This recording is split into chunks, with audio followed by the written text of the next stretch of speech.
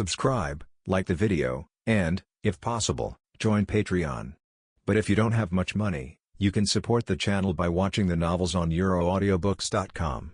Remember that you can participate in the polls so that your favorite novel gets published for free. Who told you that Ulu is still alone now? Luo Zhen smiled coldly. Looking at the icy blue Ulu, Luo Zhen continued. Ulu is now the home eyes I created, although she has Ulu's soul and memory.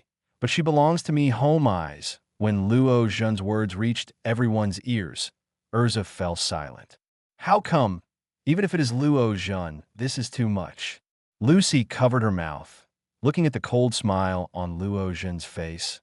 Her face was also a little unsightly. Gray on the side lowered his head, silently looking at the deck. A hole. Chapter 50. What kind of farewell drama are you doing? A hole.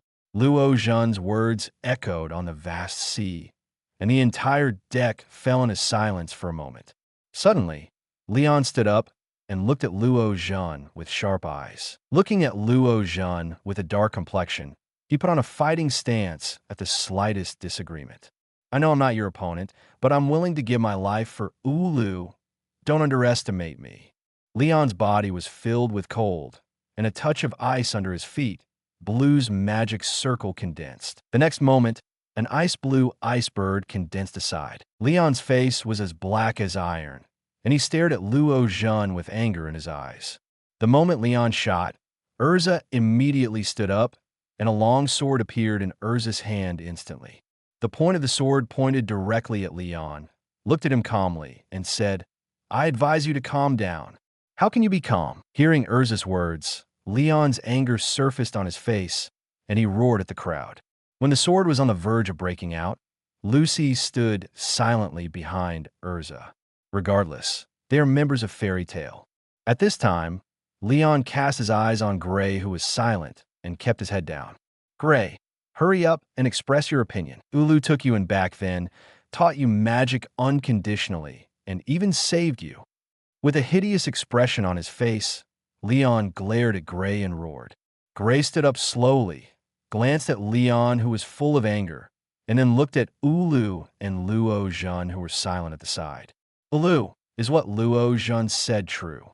There was hope in Gray's eyes, hoping to hear words of denial from Ulu's mouth. After a moment of silence, Ulu raised Bing Blue's cheek and looked at Gray and Leon with a complicated expression. Nodding his head, Ulu calmly said, Yes, my life already belongs to the master. As Ulu's voice fell, the entire deck suddenly fell silent. Leon slipped and knelt on the ground in disbelief, staring blankly at Ulu's figure. Gray was also uncomfortable, with 2 lines of hot tears streaming down his face, his head lowered, and his whole body trembling constantly. As the role of the mother of the two, Ulu still felt a little uncomfortable seeing the 2 of them showing this appearance, even though they had already lost their heart. Gray, Leon, don't feel sorry for me. I did it myself. With a smile on his face, Ulu walked up to the 2 of them and poured them into his arms. In Ulu's arms, Gray and Leon burst into tears instantly, like children who have been wronged and thrown into their mother's arms to seek comfort. Erza withdrew the long sword in his hand, looked at the calm Luo Zhen, and then at the 3 people hugging each other.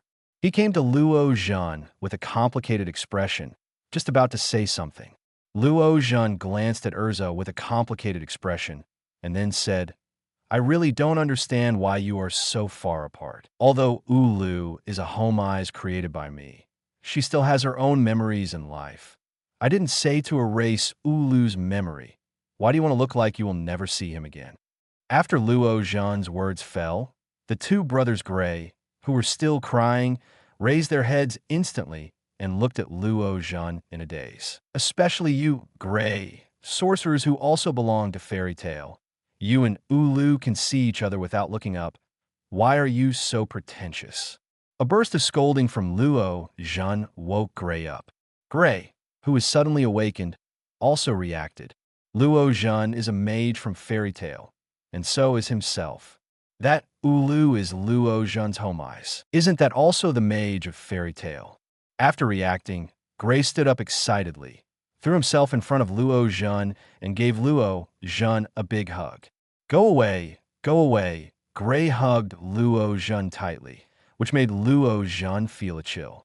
Pushing Gray aside, Luo Zhen patted his clothes in disgust. Gray didn't care and looked at Ulu beside him with a smile. But Leon fell silent, looked at Ulu at the side, and then at Luo Zhen and others. Gritting his teeth, Leon stared at Luo Zhen and said, I want to join Fairy Tale too. Then you have to find our president. It's useless to find me, Luo Zhen shrugged, but did not explicitly reject Leon. In this way, the ship docked quickly, and everyone embarked on the journey back to Magnolia. Because Leon decided to join Fairy Tale, his companions decided to follow Leon after careful consideration. Amidst Natsu's protest, everyone got on the train. It didn't take long to get back to Magnolia. As soon as she stepped out of the station, Lucy fell silent. Some feared how Carlo would punish him if he returned to the guild. He looked at Erza beside him for help, but Erza ignored him. Lucy lowered her head helplessly and followed behind the crowd. Back at the guild, everyone saw the group of people who came back, and the whole guild fell silent. When Luo Zhen and Erza left to pursue Natsu and others, the fact that Natsu secretly took the S-level entrustment also spread in the guild. Everyone looked at Natsu and Lucy with complicated expressions. Directly in front of him, Ma Karloff was crossing his arms, looking at Natsu and Lucy, who came back with a livid face. You three idiots. After a long silence, Ma Karloff suddenly jumped up. A hard punch landed on Natsu's head. Is the S-level entrustment as simple as you think it is? Carlo the horse yelled at the three of them loudly. Natsu, Happy, and Lucy bowed their heads obediently and stood aside to listen to Carlo the horse's reprimand. Breathing out angrily, Ma Karloff looked helplessly at the two people and the cat in front of him. Beside the horseman Carlos, Mira Jane suddenly stood up. There was no smile on her gentle face. Slowly walked up to Natsu. Suddenly, he stretched out his hand and slapped Natsu on the face. The crisp voice echoed in the guild, and everyone watched this scene dumbfounded. That gentle Mira Jane actually hit someone. After Mira Jane's personality changed drastically, everyone seemed to have forgotten what kind of person Mira Jane was. The appearance of Mira Jane's little sister, the irascible girl, seems to have been replaced by this gentle Mira Jane. Now Mira Jane's face is livid, standing straight in front of Natsu and the others. Natsu, who was slapped by Mira Jane, was stunned. Chapter 51, Angry Mira Jane, Ruler of Ghosts. The crisp voice echoed in the guild. The guild fell silent in an instant, and everyone stared blankly at Mira Jane, who looked serious. Natsu, who was slapped, did not recover for a while, stretched out his hand to touch his cheek, and felt the pain. Sister Mila, seeing that Mira Jane's face was livid and he hit Natsu with his hands, Lee Sana, who was beside him, rushed forward and hugged Mira Jane's arm. Persuaded by Lee Sana, Mira Jane raised her head and glared at Natsu with some rosy eyes. Suddenly seeing tears in Mira Jane's eyes, Natsu and Lucy were at a loss for a moment. Lee Sana pulled Mira Jane aside and glanced back at Natsu in disappointment. Mira Jane's temperament has changed drastically since she received the commission from the Beastmaster. Natsu secretly completed the S-level commission this time, which is tantamount to making the same mistake as Mira Jane back then. The last time Lee Sana was rescued with the help of Luo Zhen, this time Natsu also survived with the help of Luo Zhen and Erza. Natsu, Lucy. After Mira Jane's farce ended, the groom Carlo's ashen complexion eased a lot. He came in front of the two with a cold face, looked at Natsu, Lucy, and the two with a serious face, and said, "The hygiene of the guild for this week will be left to you two. This is your punishment. If there is another time, you should leave the guild." As he spoke, the groom Carlo turned his head and left in front of the two of them, looking at the groom Carlo, who was drinking at the bar next to Luo Zhen. Both of them knew that Mrs. Carlos was trying to save himself. "I know the old man. There will be no next time," stretching out his hand to touch the sore cheek. Natsu gritted his teeth and raised his head and shouted loudly. Where Natsu and others couldn't see, Carlos showed a smile on his face. Cut. On the railing on the second floor, Lajerses looked at this scene with a sneer on his face, turned his head and took off in order, and left the guild. The Thunder Gods also left with Lagerthus. President, he is Gray's senior brother and wants to join our guild. Afterwards, Erza introduced Leon to the stable Carlo. A little drunk, Carlos raised his head, looked at the rebellious young man in front of him, nodded and agreed. Okay, welcome to Fairy Tale. Ma Karloff grinned and held out his arm to Leon. Looking at the arms stretched out in front of him, Leon froze for a while, turned his head, and looked at Gray. So simple. Leon glanced back and forth between the stable Carlos and Gray, and couldn't believe that he joined the guild so easily. After joining Fairy Tale, we are companions. Erza patted Leon's shoulder and said with a smile on his face. With the coat of arms on Leon's arm, Leon officially joined Fairy Tale. Because after Natsu's follow-up matters were all dealt with this time, Luo Zhen yawned and went home with Erza. After Erza got something to eat at home, Luo Zhen stretched himself and was ready to go back to sleep. After all, Luo Zhen was woken up late last night by the groom Carlo, and now Luo Zhen just wants to lie back and have a good sleep. Luo Zhen, who was lying on the bed, soon fell into dreamland and soon fell into a deep sleep. Watching Luo Zhen go back to the room to sleep on his own, Erza looked helplessly at the closed door. In the living room, Ulu was sitting on the sofa, staring blankly at the bright sky outside the window. Because URU is different from Zeus and their three homies, URU has a human body. So Erza arranged a room for Ulu next door to Luo Zhen's bedroom. Senior Ulu, this is your room. You should have a good rest. Bringing Ulu to the door of the room, Erza turned around and said with a smile, Erza, just call me Ulu from now on. Ulu naming Blue had a smile on her cheek. In the dead of night, Levy and others were walking on the streets of Magnolia. Following behind them were the other two members of the Shadow Gear Squad, Droy and Sarasu Ku. Under the illumination of the street lamps, Levy walked on the deserted street with his hands behind his back. Levy, let's go back. I'm so sleepy. Following behind Levy, Droy opened his mouth and yawned and said with a sleepy face, Then go back by yourself. I will stay by Levy's side. Sarasu Ku grinned, patted his chest, and said to Levy. Levy turned around with an innocent smile on his face and walked backwards. Just as he was about to speak, he turned around and bumped into something. Levy turned his head suspiciously and glanced behind him. I saw a tall figure appearing behind Levy. Aren't these goblins? What are you doing here if you don't sleep in the middle of the night? The tall man grinned and looked at Levy and the others with a grin. Levy kept away from the tall man vigilantly and asked nervously, Who are you? Droy and Sarasu Ku hurried forward, protecting Levy behind them. He whispered to Levy, Levy, if we make a move, you run quickly. We are very close to Erza and Luo Zhen's house. You should go to Erza and Luo Zhen for help immediately. Levy shook his head, looking at the figure in front of him with firm and solemn eyes. Suddenly, Levy's eyes fell on a pattern on the man's arm. Oh, you are the mage of the ruler of ghosts. Levy's voice caused the other two to exclaim, staring at the tall figure in a daze. That's right, my lord. I'm the Iron Dragon who rules the ghosts, Gajeel. This tall man slowly walked forward. The light of the street lamp gradually fell on his face. The fists collided with each other heavily, making a sound like steel hitting. What do you ghost rulers want to do in Magnolia? Levy looked nervous, stared at Gajeel and asked. The entire kingdom of Fiori knows that Fairy Tale and the Dominator of the Spectre are not friendly. In a regular meeting of the presidents a few years ago, the presidents of the two guilds even had a big fight, and a rift has been formed ever since. In fact, Levy didn't know that Fairy Tale and the ruler of ghosts had already had Liangzi from the beginning of Fairy Tale's creation. The first president of the Dominator of the Spectre created the Dominator of the Spectre to counter Fairy Tale. Chapter 52 Declare War on the Ruler of Ghosts. Did your Fairy Tale drive Magnolia? Why am I not allowed to come?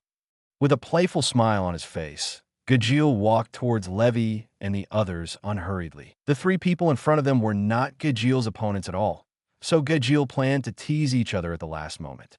The struggle between guilds is not allowed by the Magic Council. Are you trying to break the rules of the Magic Council? Seeing Gajeel approaching step by step, the three kept receding behind. Levi stared at Gajeel with serious eyes and asked, "Rules? As long as I kill you, who knows I did it?"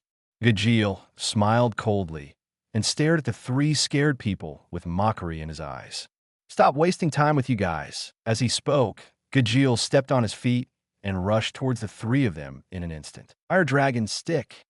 Gajeel's arm instantly turned into an iron rod, and he rushed straight to Saru Suku standing in front. Before Saru Suku could react, the hard iron rod suddenly hit his chest. A sharp pain came from his chest, which made Saru Suku unable to stand up straight for a while, and fell to his knees on the ground with a distorted expression. Clutching his stomach tightly, screams kept coming out of his mouth. His right hand turned into an iron rod, and he waved forcefully in front of him. Gajeel had a grin on his face. Focusing on Droy, he approached Droy step by step with a smirk and said, "It's your turn, Goblin." As he said that, he rushed forward, raised the iron rod in his hand high, and was about to hit Droy's head with a heavy blow. Droy turned pale with fright, closed his eyes helplessly, and waited for the iron rod to fall on his head. After a long time, the imagined pain did not come. Droy opened his eyes dazedly. Seeing Gajeel's distorted complexion, he looked at his back ferociously. Gajeel's raised arm was grabbed by a strong palm and rested on top of his head. Droy turned his head to look behind him. I saw a figure in pajamas standing behind him, holding Gajeel's arm with one hand and scratching his head with the other. "Are you okay?" This figure is Luo Zhen, who lives nearby. Luo Zhen grinned and asked Droy with a smile. Shaking his head quickly, Droy got up from the ground and helped Suku, who was knocked down beside him. "I'm fine." Suku was spanked by him. Droy shook his head and looked worriedly at Suku, who had a twisted and ferocious expression beside him. Luo Zhen frowned and looked Suku up and down. "I got hurt a little. It's not a big problem. You guys take a rest first." Luo Zhen nodded, then grinned at Gajeel. "The ruler of the ghost?" Luo Zhen's voice was calm, and he swung Gajeel's arm to the side. Gajeel was thrown flying in an instant and hit the street lamp beside him heavily. The heavy blow directly broke the street lamp in the middle, and Gajeel's face was distorted due to the pain. "You are the sole King Luo Zhen." Gajeel clutched his right wrist, looking up and down at Luo Zhen with serious eyes. "Don't call me by that name." As soon as Gajeel's words fell, the expression on Luo Zhen's face froze for an instant, and then he looked at him with a gloomy face. "Jose repeatedly troubles Fairy Tail. The president can ignore it. I can pretend it didn't happen, but you should never target Fairy Tail members." Luo Zhen walked towards Gajeel unhurriedly. His calm voice echoed on the empty street. A terrifying aura emanated from Luo Zhen's body, directly suppressing Gajeel to the ground. The berserk breath was like a ferocious beast, directly crushing Gajeel. Gajeel, who was full of horror, looked at Luo Zhen, who was approaching step by step, and his whole body was trembling slightly. Even his adoptive father, Metallicana, never put Gajeel under such horrific pressure. The moment Luo Zhen stood in front of Gajeel, Luo Zhen kicked Gajeel heavily in the stomach and kicked him flying. He slammed into the nearby woods, and a large area of trees collapsed under Gajeel's impact. A mouthful of blood gushed out of his mouth, and the pain made Gajeel cry. Holding the ground and trying to stand up, Gajeel gritted his teeth, enduring the constant pain in his stomach. But just when Gajeel stood up with support, Luo Zhen appeared behind him again. Kicking it to the ground again, his calm eyes seemed to be looking at a dead person. He muttered to himself, "Have I allowed you to get up?" Luo Zhen's calm words sounded like a devil's whisper in Gajeel's ear, leaning on the trunk of a big tree to prop up his body, staring blankly at Luo Zhen, who squatted down in front of him. Suddenly, Gajeel exploded. The arm turned into an iron sword, heading straight for Luo Zhen's throat. "Iron Dragon Sword." Gajeel was roaring. Seeing that Luo Zhen didn't take any defensive measures, a flash of ecstasy flashed in his eyes. But at the next moment, the tip of the iron sword collided with Luo Zhen's throat, making a sound like steel hitting. Ding! The crisp voice echoed in the woods, and Gajil's ecstatic expression instantly froze on his face. Ow! How is it possible? Gajil looked at the iron sword against Luo Zhen's throat in disbelief, but no matter what, Gajil couldn't move the iron sword forward. Boom! With a strong swing of Luo Zhen's arm, the iron sword on Luo Zhen's throat broke instantly. Gajil's face suddenly turned extremely pale, and bursts of pain came out of his mouth. The iron sword disappeared, and his arm was directly broken by Luo Zhen's punch. Blood gushed out, dyeing Luo Zhen's clothes in front of him blood red. Luo Zhen stood up slowly, bent over, and held Gajil's head with one hand. There was a look of indifference in his eyes. In the depths of the calm eyes, violent killing intentions were condensed, staring at Gajil restlessly, as if he would kill him at any time. After a while, Luo Zhen regained his composure. Looking at Gajil's painfully twisted face, a smile suddenly appeared on Luo Zhen's face. Release the arm holding Gajil's head. Luo Zhen stood up straight, turned around with his hands in his pockets. Luo Zhen grinned, turned his head, and said to Gajil behind him, "Go back and tell you President Jose, Fairy Tail's majesty cannot be violated. Since you have already taken the initiative, the fairies will fight back. Tell your President Jose, Fairy Tail, Luo Zhen. War is declared against the ruler of the ghosts. Chapter 53, we will serve you forever. Go back and tell you President Jose, tell him, Fairy Tail, Luo Zhen. War is declared against him, and also against the ruler of ghosts." Luo Zhen's voice was not loud, but it exploded in Gajil's ears like a thunderclap. Gajil stared wide-eyed, watching the back of Luo Zhen leaving, unable to speak for a long time. But Luo Zhen's thunderous words still echoed in Gajil's ears. Standing up with difficulty, Gajil endured the severe pain in his arm, gritted his teeth, and walked away from Magnolia. Luo Zhen walked out of the woods. Levi and others looked in the direction of the woods worriedly. Suddenly seeing Luo Zhen's figure walking out of the woods, Levi trotted forward and scanned behind Luo Zhen. Not finding Gajil's figure, Levi heaved a sigh of relief. Quickly asked Luo Zhen, "Luo Zhen, did you have an accident? Did you not get hurt?" Levi's petite body stood in front of Luo Zhen. Her worried eyes fell on Luo Zhen's body, looking up and down Luo Zhen's body. Luo Zhen shook his head with a smile, stretched out his palm to touch Levi Blue's hair, and said with a smile, "Don't worry, he won't be able to hurt me." Levi breathed a sigh of relief, and then asked Luo Zhen, "Then what did you do to him?" Levi was a little worried, afraid that Luo Zhen would kill Gajil here. If the ghost ruler uses this as a reason to report to the Magic Council, it may get Luo Zhen into trouble. Luo Zhen said with a smile, "He's gone. I taught him a little lesson under Luo Zhen's comfort." Levi immediately relaxed. Then he ran to Suku's side and looked at him worriedly. "Luo Zhen, let's send Suku to the hospital first. Thank you for your help. It was just a heavy blow, not a serious injury." But Levi still insisted on going to the hospital. Seeing the back of the three of Levi leaving, Luo Zhen patted his sleeves and went home. As soon as he walked into the house, Erza was already waiting for Luo Zhen on the sofa. You and the other three homies were waiting in the living room. Seeing that everyone was there, Luo Zhen showed a smile on his face and asked with a smile, "Why didn't you sleep? What are you doing here? What are you doing?" Erza frowned, looked at Luo Zhen, and then asked Luo Zhen, "There's a little mouse in Magnolia just now.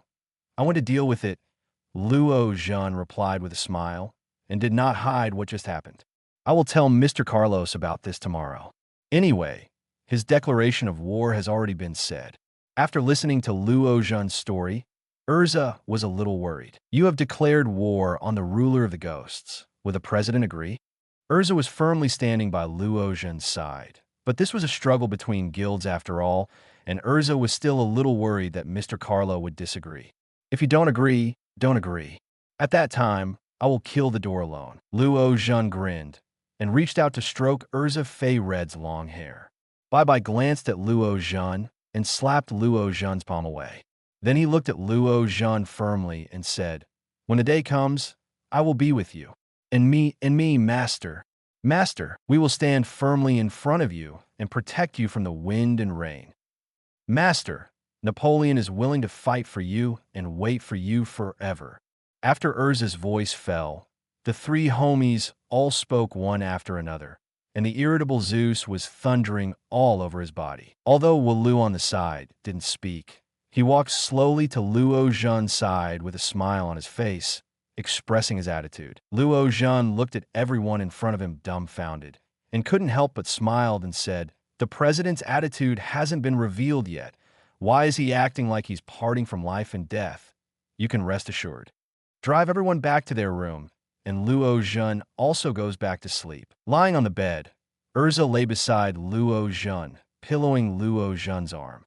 Luo Zhen patted Erza's back lightly, and after a while, the sound of calm breathing came from Luo Zhen's side. Soon, Luo Zhen fell asleep with Erza in his arms. The next day, Luo Zhen stretched out after getting up and came to the living room. Erza has already prepared the meal and is waiting for Luo Zhen to get up. The two had a quick meal and then rushed directly to the guild. Zeus and the three of them did not follow. Zhou Ulu went with Erza and Luo Zhen. As soon as he stepped into the guild, Luo Zhen noticed that something was wrong with the atmosphere in the guild. When Luo Zhen saw the groom Carlo, he found that the groom Carlo was sitting on the bar with a serious expression on his face. Seeing Luo Zhen coming, Ma Carlos raised his head and glanced at Luo Zhen. "You are here, Luo Zhen." Ma Carlos nodded to Luo Zhen and greeted him. Luo Zhen nodded and sat down beside the horseman Carlo. "You saved Levy and the others last night." Ma Karloff took a sip of his wine and asked Luo Zhen with a smile on his ashen face. Luo Zhen nodded and said, "I was sleeping yesterday, and I heard Levy and the others calling for help. So I was just in time. Otherwise, Droy will be injured too." Hearing what Luo Zhen said, Carlos Ma nodded and turned his head to look at Levy, who was not far away. "Thank you." Mrs. Carlo let out a foul breath and said with a smile to Luo Zhen, "Levy and everyone are family. This is what I should do." Luo Zhen smiled and took a bottle of wine in Mirajane's hand. "What about the guy who is the ruler of the ghost? What did you do to him?" Suddenly, Mrs. Carlo turned his head to stare at Luo Zhen with bright eyes and asked, "I crippled one of his hands and let him go back." Luo Zhen took a sip of wine, shrugged and said. Carlos Ma nodded, but did not continue to say anything. But Luo Zhen went on to say, "But yesterday I declared war on the ruler of ghosts." As Luo Zhen's words fell, Karloff immediately stood up, looked at Luo Zhen in surprise and asked, "What did you say? Can you say it again?" "I said, I have declared war on the ruler of the ghost." Luo Zhen put down the wine bottle in his hand. The smile on his face disappeared, and he looked at Mrs. Carlo with a calm expression and said word by word. Ma Karloff was silent for a while, then stood up, standing on the bar counter, looking at Luo Zhen with a serious expression. The two of them looked at each other quietly, without saying a word. Everyone in the guild seemed to have sensed the delicate atmosphere between Luo Zhen and Carlo the horse. Well done. Chapter 54. The war begins. This is an order. Well done. Under the solemn atmosphere, Ma Karloff suddenly smiled at Luo Zhen. With Ma Karloff's opening, the unusually dignified atmosphere immediately dissipated. "What I should do," Luo Zhen smiled and waved to Mr. Carlo. The surrounding guild members were silent, and all their eyes were on Luo Zhen and Mrs. Carlos the horse. "Last night, our guild's levy squad was attacked by the Spectre Dominator. At this time, Ma Karloff stood on the bar with a sullen face and spoke slowly to everyone. Everyone's eyes were solemn, and all eyes gathered together and fell on Carlos the horse. No matter how provocative the ghost ruler is, I can ignore it, but they should never attack our guild members. Which parent would forgive someone who shot at their child?" There was fury in Ma Karloff's eyes, and he roared with righteous indignation. "Little ones, with the ruler of the ghosts, let's go to war." Ma Karloff's roar echoed in the guild, and his passionate words made all the members of the guild excited. Everyone was filled with righteous indignation and looked at the horse Carlo with excited eyes. "Oh!" The roars and roars of the guild members resounded through the sky. Since he shot at his companions, it would be considered a violation of the rules of the Senate. So what? What's the point of being a mage if you can't even guarantee the safety of your companions? Now that war has been declared, Ma Karlov quickly made a choice. Natsu Gray, Erza Lucy, as the vanguard team, go and destroy the branch of the ghost ruler. Natsu's eyes were excited, and he bumped his fists together vigorously. His eyes were full of fighting spirit, and he said loudly, "I got it, old man." Erza looked at Luo Zhen, and after seeing Luo Zhen nodded, Erza followed Natsu and others and left the guild. Because Erza is the strongest in this team, he served as the captain. Leon and his companions are members of the second team to destroy another branch of the Dominator of the Ghost. Members of other squads are ready to support as a support force. Under the arrangement of Ma Karlov, the guild lost a large number of people in an instant. "Sir, can you get in touch with Mistigan and Lajerthis?" After everyone had left, Luo Zhen sat on a chair at the bar and asked Carlo the horse, who had a livid and serious face. Carlos Ma was slightly taken aback, then nodded and said, "Yes." "Then help me get in touch with them." Luo Zhen grinned and said with a smile, "Now that we have chosen to go to war, we must completely defeat the rulers of the ghosts and not give them any chance to breathe." After Carlos the horse got in touch with Lajerthis, a virtual figure appeared in front of Carlos the horse. "What's wrong, old man?" Lajerthis folded his arms and looked at the two people in front of him with a displeased face. Makarlov glanced at Luo Zhen beside him, but did not speak. Luo Zhen took a step forward and told Lajerthis about everything. Lajerthis was silent for a moment, with a sudden sneer on his face. "War with ghosts? What does it have to do with me? Those trash should be expelled from the guild." If the old man had listened to me, Fairy Tale would have become the leading wizard guild in the kingdom of Fiori long ago. Lajerthis said with a sneer, not listening to Luo Zhen's previous words at all. Luo Zhen smiled, as if he didn't care what Luo Zhen said. Immediately, Luo Zhen's complexion suddenly turned cold, and violence flickered in his eyes. "Lagerdas, you take your Thunder Lords to attack the Phantom Lord's branch. Why should I obey your orders?" Lajerthis' face was full of displeasure, and he glared at Luo Zhen with his arms folded. Luo Zhen grinned. The violent color in his eyes seemed to overflow his eyes, and he said with a grin on his handsome and resolute face, "I'm not discussing with you. Lagosas, this is an order." Luo Zhen's invincible talent made Lajerthis slightly startled. Looking at the violent smile on Luo Zhen's face, he was silent for a moment. "I'll take care of the Phantom Lord's division." Speaking of which, Lajerthis immediately hung up the communication, and the virtual portrait disappeared in front of the two of them. After that, Luo Zhen approached Mistigan, and Mistigan was much easier to talk to than Legasis. After learning the ins and outs of the matter, Mistigan quickly agreed to Luo Zhen's words. In this short day, more than a dozen of the Phantom Lord's branch were wiped out. The sudden attack of Lagerthus and Thor and Mistigan made the mages in those divisions completely unable to react. Coupled with their strong strength, more than a dozen branches were wiped out in just one day. The vanguard team, composed of Erza, Natsu, and others, also has a good record. Inspector's headquarters, Jose listened to his subordinate's reports with a gloomy expression. "Damn, it's Horseman Carlo." He kicked the subordinate in front of him hard, and Jose showed a gloomy expression. "I didn't expect Fairy Tale's counterattack to come so quickly." Gajil reported Luo Zhen's words to Jose after returning to the Ghost Ruler yesterday. At that time, Jose was still full of joy, ready to face the war with Fairy Tale. But they never thought that part of the branch under them would be wiped out before they made a countermeasure. Looking at Gajil with gauze wrapped around his arm, and the four elements standing behind Gajil. This is the high-end combat power of the Ghost Ruler. Especially the Iron Dragon Gajil. He is the strongest man among the rulers of the ghosts that Jose hailed. "Tell me, what should we do now?" Jose scanned the crowd with gloomy eyes and asked them with a sullen face. Gajil was silent, bowed his head, and didn't say a word. Among the four elements, Arya raised her head and looked up with tears in her eyes. A ferocious smile appeared on the corner of his mouth. "Then kill them all. Kill all the goblins."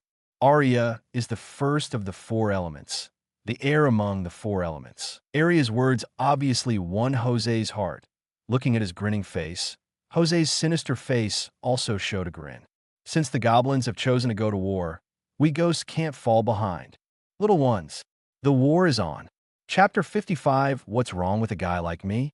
Little ones, the war is on. The declaration of war on Fairy Tale made Jose not afraid at all, but his eyes sparkled with excitement. Since Fairy Tale is the first to fight this time, Fairy Tale must be completely wiped out this time. Whether it was because of the conflict with the Horseman Carlos 6 years ago, Jose has always held a grudge, or the establishment of Spectre was born to fight against Fairy Tale. On the second day of the war, the ghost rulers had suffered heavy losses because there was no branch in Fairy Tale, and the mages of Phantom Lord wanted revenge, but they couldn't find a place. After the war started, Ma Karloff recalled all the mages who were performing tasks outside to the guild. The only ones who are still outside and haven't returned to the guild are a few members of the Vanguard squad, and some powerful mages, such as the Thunder Gods. There are also some unbelieving Phantom Lord mages who want to find trouble with Lajerthas and Mystigan. But after being instantly killed by them, all the mages, they decisively gave up this idea. On this day, in a branch of the Ghost Ruler, some wizards panicked and hid in the guild, afraid to leave, for fear that Fairy Tale's wizards would suddenly rush in and catch them all. Suddenly, the gate of the guild was opened. A slender figure stood at the door of the guild. The dazzling light continuously poured into the guild behind this figure, stretching his shadow extremely long and narrow. As the door opened, all the mages in the guild trembled and looked at the figure through the sunlight. Everyone couldn't help but tremble, thinking that several ghost branches were wiped out yesterday. Could it be their turn today? At this moment, someone suddenly recognized this person. It's one of the four elements, it's Master Arya. The man exclaimed and looked at the slender figure in ecstasy. What? Master Arya? Great! Lord Arya is here. With Master Arya here, there is no need to be afraid of those fairy tales. After seeing the person's face clearly, everyone was overjoyed and rushed towards Arya one after another. Surrounding Arya in the middle, everyone looked at him emotionally. Behind Arya, followed by a group of dark crowd. These people are all ghost wizards from various branches of ghosts.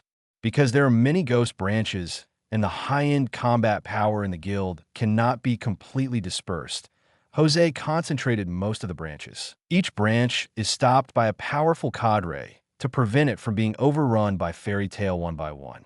The originally small guild branch was suddenly crowded with people, and the whole guild was full of fiery atmosphere. The noisy voice echoed in the guild because people from other branches came here, which made everyone in this branch feel relaxed. With the support of Arya and the mages from other divisions, they huddled together to keep warm. With Master Arya and everyone here, as long as the goblins dare to come, we will be able to take them all down. Master Arya is the head of the four elements. Just when everyone was overjoyed, suddenly the gate of the guild was kicked away. The thick door panel flew out, directly pressing many people onto the door panel. Following the loud noise, everyone immediately became vigilant, looking at a figure standing at the door. Who? Damn it, the bastards of Fairy Tale dare to actually come to the door. It hurts so much. There was a commotion in the originally peaceful guild. Roars and screams echoed in the guild. The dazzling light fell on the back of the person at the door. Everyone couldn't see the face of the person at the door clearly for a moment. Who? Arya stood up with a fierce face and looked at the person at the door with a gloomy expression. As the slender shadow continued to draw closer, everyone saw a handsome and resolute face. Suddenly, one of them saw this very familiar face and immediately shouted, "It's the King of Souls!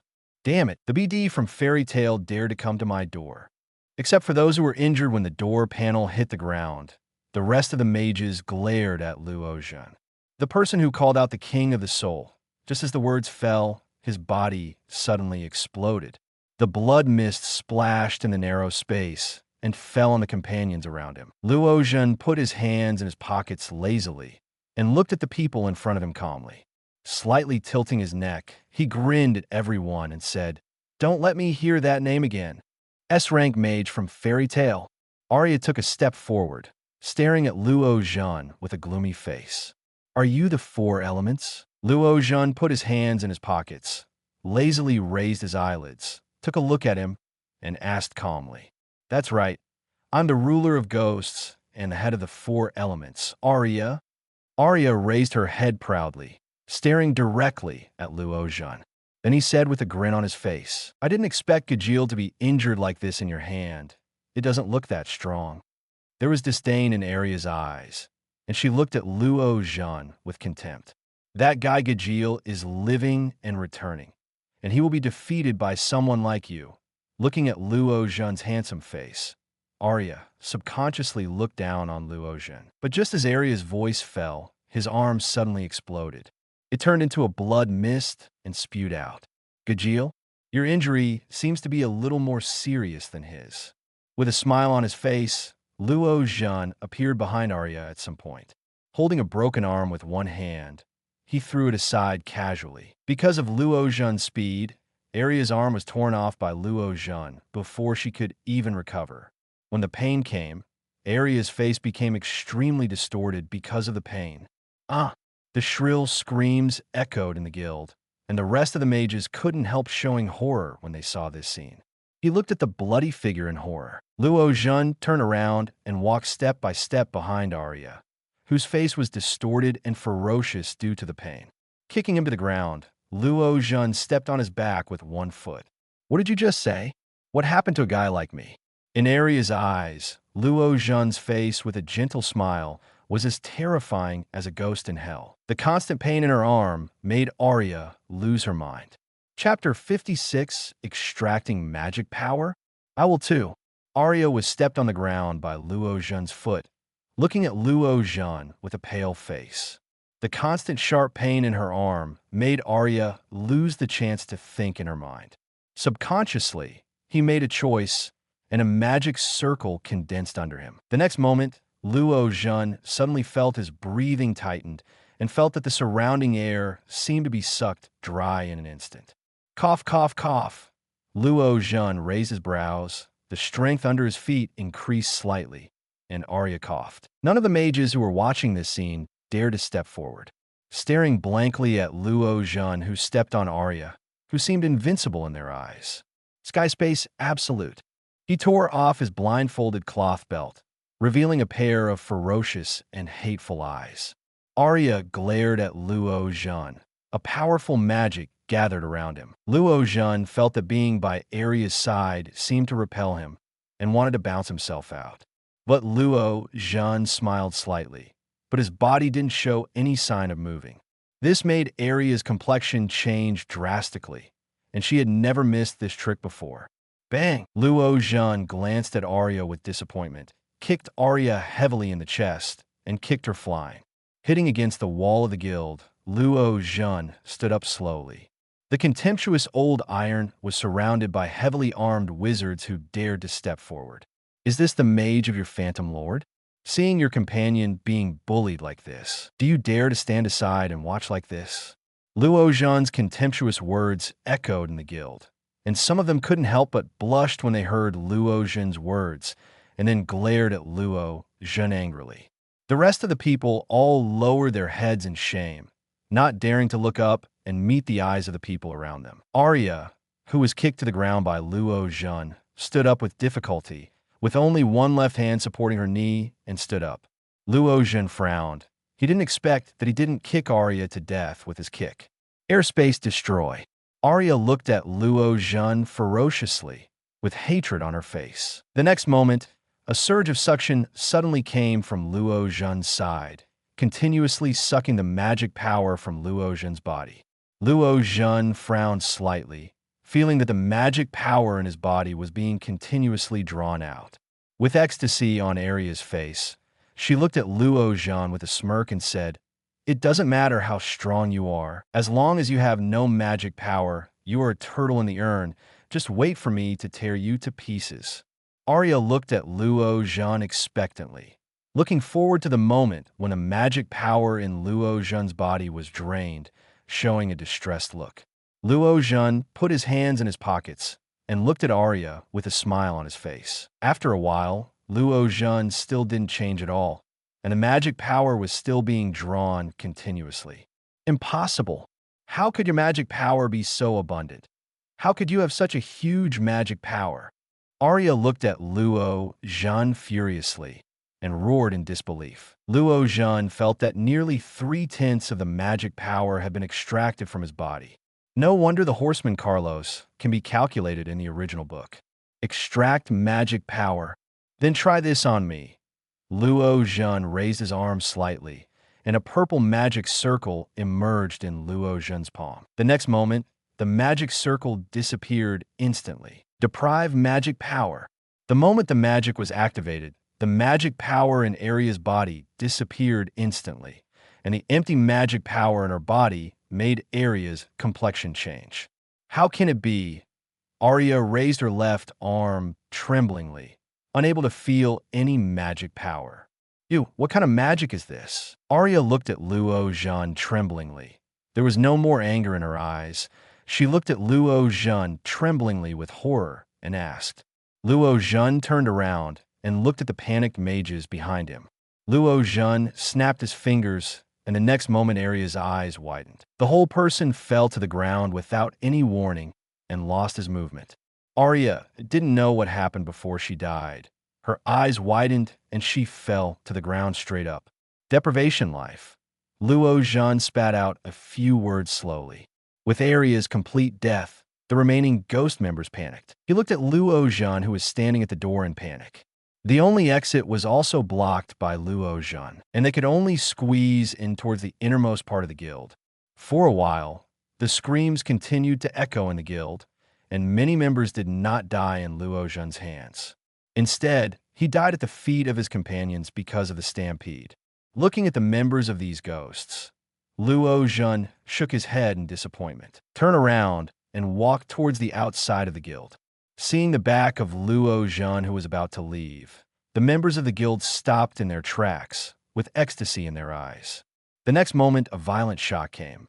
It directly shattered all the buildings of the guild. Countless horrific voices sounded from under the wreckage of the ruins, but these screams were quickly completely silenced by the burial of the ruins and the violent vibrations.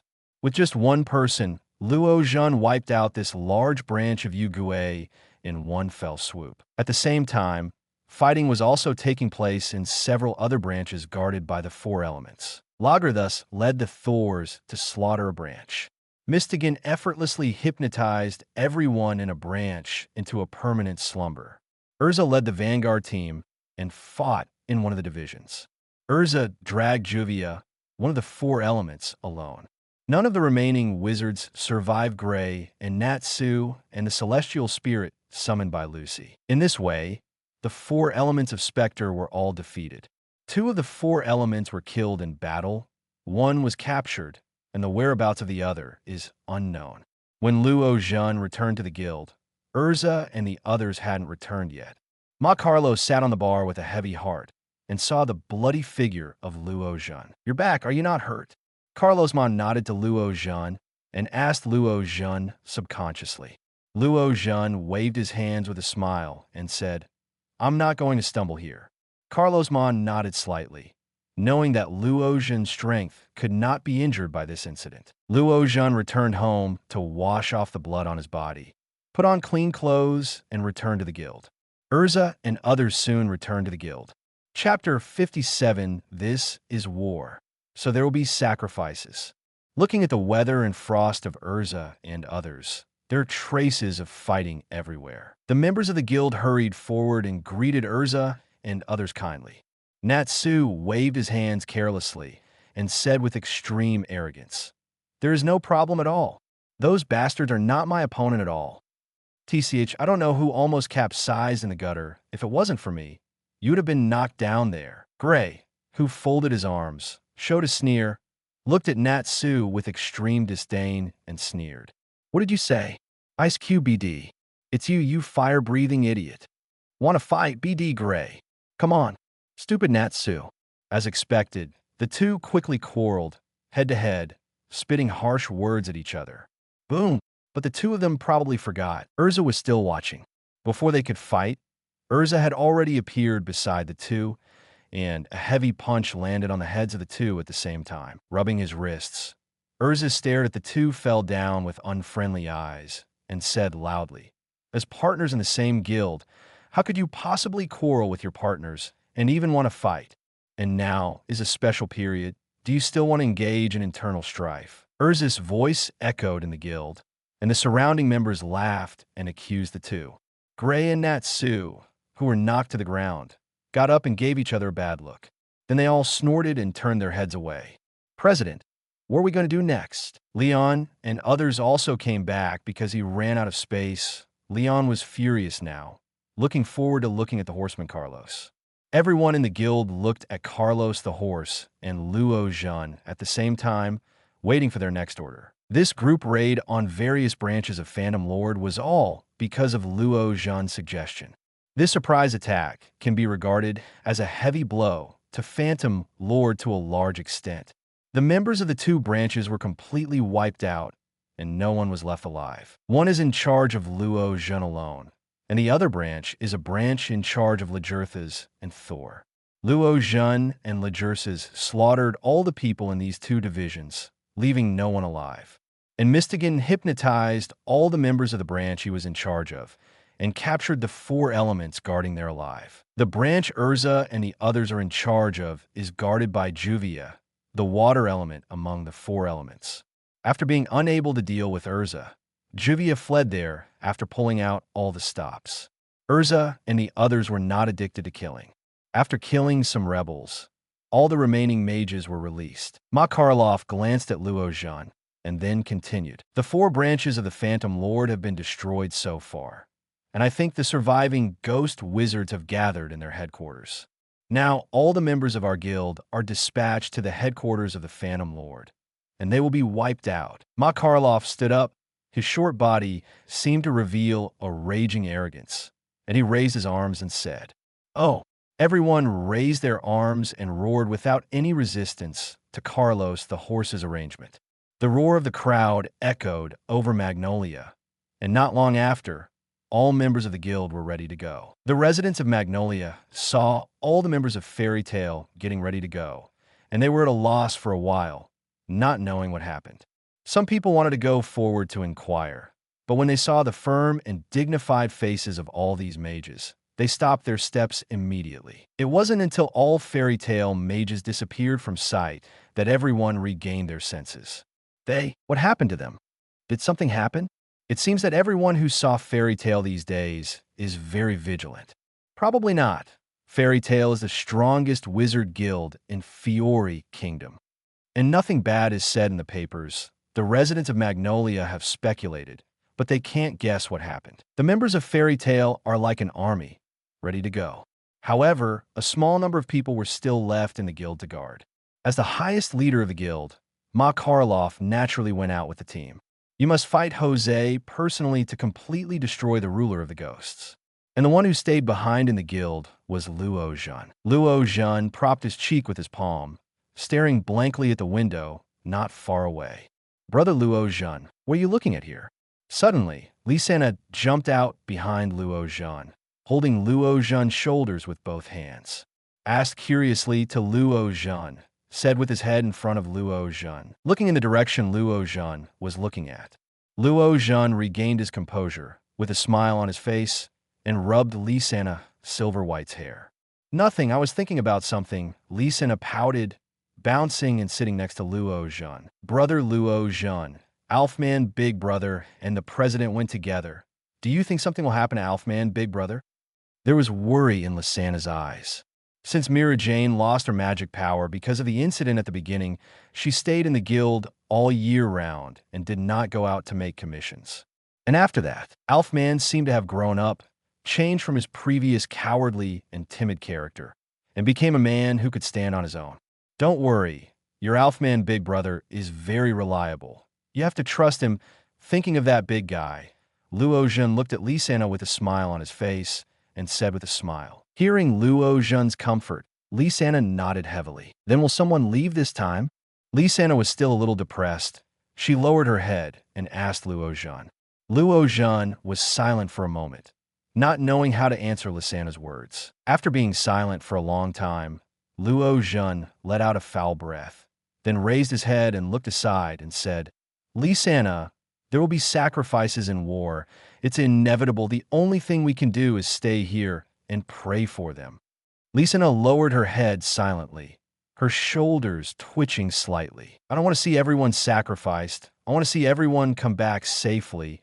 Lysana was sobbing, big tears dripping down the back of her white hand. Mira Jane, who had been watching Luo Zhen and Lysana from a distance, came over with a gentle smile on her gentle face. After smiling at Luo Zhen, Mira Jane came to Lysana's side and hugged Lysana tightly into her arms. Chapter 58, There is no need to get angry with a dead man. New book on shelves. Asked for subscription because of Mira Jane's hug, Lysana's mood was comforted a lot. One of the two sisters was sitting and the other was standing, all gathered around Luo Zhen. Mira Jane looked at Luo Zhen with deep eyes and worried. Seeing that the worry in Mira Jane's eyes seemed to overflow, Luo Zhen couldn't help showing a helpless smile. Mira Jane, why even you have such an indecisive expression? Hearing Luo Zhen's words, Mira Jane gave Luo Zhen a blank look and then pouted with a cute expression. Staring at Luo Zhen with his hands on his waist, he muttered, She is also a girl. Why can't she have this expression? It's you, Luo Zhen. How can you talk about a girl so casually? Mira Jane's personality has changed a lot from a few years ago. If Luo Zhen said this to the former Mira Jane would have to have a good fight with Luo Zhen anyway. Looking at Mira Jane, who was pouting and tearing from the corner of her eyes, Luo Zhen couldn't laugh or cry for a while. Okay, I said something wrong. Looking at Mira Jane's appearance of crying, if you don't apologize, Luo Zhen apologized helplessly. Mira Jane pouted and rolled her eyes at Luo Zhen. Luo Zhen, do you think the president and the others can come back safely? He gave Luo Zhen a blank look, and then Mira Jane asked with a little worry in his eyes. Because of Mira Jane's words, Lysana, who had just recovered from being comforted, immediately lowered her head again, but she was listening carefully to Luo Zhen's words. Don't worry, there are not many mages left in the Ghost Dominion. Their main force has been wiped out, and now the only ones left are old, weak, sick, and disabled. As long as the president's brain is not trapped by the door, just hit him. Luo Zhen spread his hands and never thought of the possibility of losing Mrs. Carlo and others. The only possibility of losing is that Jose's strength has become stronger, and he has given the horseman Carlos a second. But this possibility is almost zero. With the three magics of fairy tale, Carlo the horse, Jose is no match for Carlo the horse. Holding the goblin's law in his hand, he can control Jose to death with one hand. After listening to Luo Zhen's words, Mira Jane thought about it in silence. I think there is nothing wrong with Luo Zhen's words. The original Mira Jane was also a level 5 mage, one of Fairy Tale's trump cards. Although Mira Jane has lost her magic power now, her brain is still there. If you think about it carefully, you can understand that the Ghost Ruler has completely lost this battle. The only thing Fairy Tale has to do now is to completely defeat the rulers of the ghosts and make them completely disappear on this continent. Lysana on the side listened to the conversation between the two in front of her. A gloomy look flashed in her eyes. He raised his head and glanced at Luo Zhen's profile, and then at his sister Mira Jane at the side. I don't know why I suddenly felt a little unhappy and sat with my head down in silence. Luo Zhen didn't go home tonight because the horse Carlo and most of the members were not in the guild. Instead, he brought a small number of members who stayed behind in the guild to stay in the guild. Prevent the Ghost Dominator from counterattacking before dying. As night fell, Margot Noah gradually fell into silence. The busy streets during the day calmed down, and the streets where people came and went became clean. Suddenly, Luo Zhen, who was sitting next to the guild bar, opened his eyes sharply. Just when Luo Zhen opened his eyes, the ground suddenly began to tremble. The members of the Left Behind guild immediately became vigilant and gathered around in Luo Zhen's direction. Luo Zhen, what happened here? One of the members of the remaining guild, Levy, stood beside Luo Zhen worriedly, looking at the closed door. Lisana was also a little scared, and she held onto Luo Zhen's arm tightly and never let go. Mira Jane stood on the other side of Lisana, holding Lisana's tender little hand, and looked calmly at the closed door. "Wait for me here. I'll go out for a while." The domineering aura of knowledge enveloped the entire magnolia. And when Luo Zhen opened his eyes, 10 flashes of cold light in his eyes disappeared. Unexpectedly, the ghosts have been beaten to such an extent that they can still come here. Suddenly, Lisana's face turned pale. "Hold Luo Zhen's arm tightly." 2 lines of hot tears flowed from the corners of his eyes, and with a crying tone in his voice, he asked Luo Zhen, "Is the ruler of the ghosts coming? What about the president? Is something wrong with the president?" Luo Zhen took a deep breath, reached out, and touched Lisana's small head. He smiled and said, "What are you thinking? Just because Jose is not yet the president's opponent. I'm afraid they are planning to attack our guild before the president arrives. The president and the others probably missed it. Real." Hearing Luo Zhen's explanation, Lisana widened her eyes and looked at Luo Zhen expectantly. "Don't worry, nothing will happen. I assure you, in order to prevent accidents." Luo Zhen specially handed over the 3 stars Ms. and Ulu to Erza. "Now, the 3 major homais and URU and their own souls have not been cut off, which means that nothing happened." Loosing Lisana's white and tender palm, Luo Zhen walked towards the outside of the gate. Levi and the others looked at each other and resolutely followed Luo Zhen and walked outside. The gate was pushed open, and a huge building appeared in front of the square at the gate of Fairy Tale at some point. This huge building is all black, and a familiar figure is standing right above the building. "Jose." Seeing that figure, Luo Zhen called out his name. "Is he Jose, Phantom Lord's president?" Hearing the name, Luo Zhen shouted. Everyone was shocked. "Luo Zhen, you bloody BD." Mates, seeing Luo Zhen's figure, Jose gritted his teeth and looked at Luo Zhen and roared angrily at Luo Zhen. "Long time no see, President Jose." Hearing Jose's angry cursing, Luo Zhen didn't have any anger on his face, but with a gentle smile on his face, he waved his hand at Jose and smiled. "Yeah, I wish I could tear you to pieces." Luo Zhen. Jose's eyes were red, with deep hatred in his eyes. It was this guy in front of him who planned one attack after another against the branch. In particular, he killed his right-hand man Arya. Jose wished he could eat Luo Zhen raw. "President Jose, I hope your strength can be as great as your tone." Luo Zhen raised his eyebrows, not caring about Jose's cursing at all. In Luo Zhen's heart, Jose is already a dead person.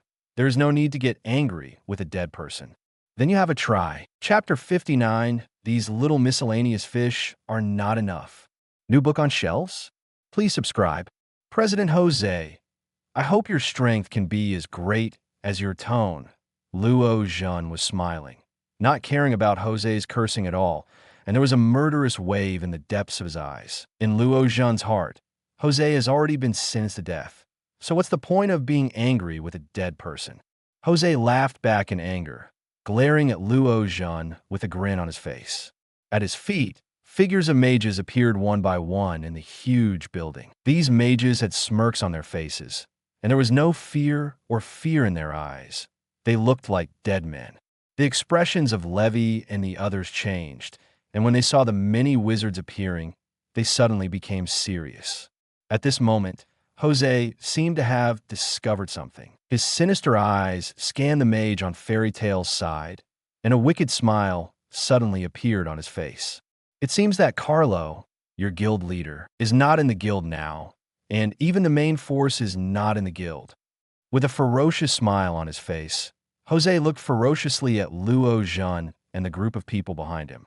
As Jose's voice fell, the faces of Lisana and the others changed slightly, which made Jose more certain of this guess. "Ha ha ha ha. You really deserve to be Carlo the horse. I actually thought of going together with me. If you want to do it, you have to do it. Just beat the opponent to death with a stick, so that he has no room for counterattack 0-10-inch Carlo.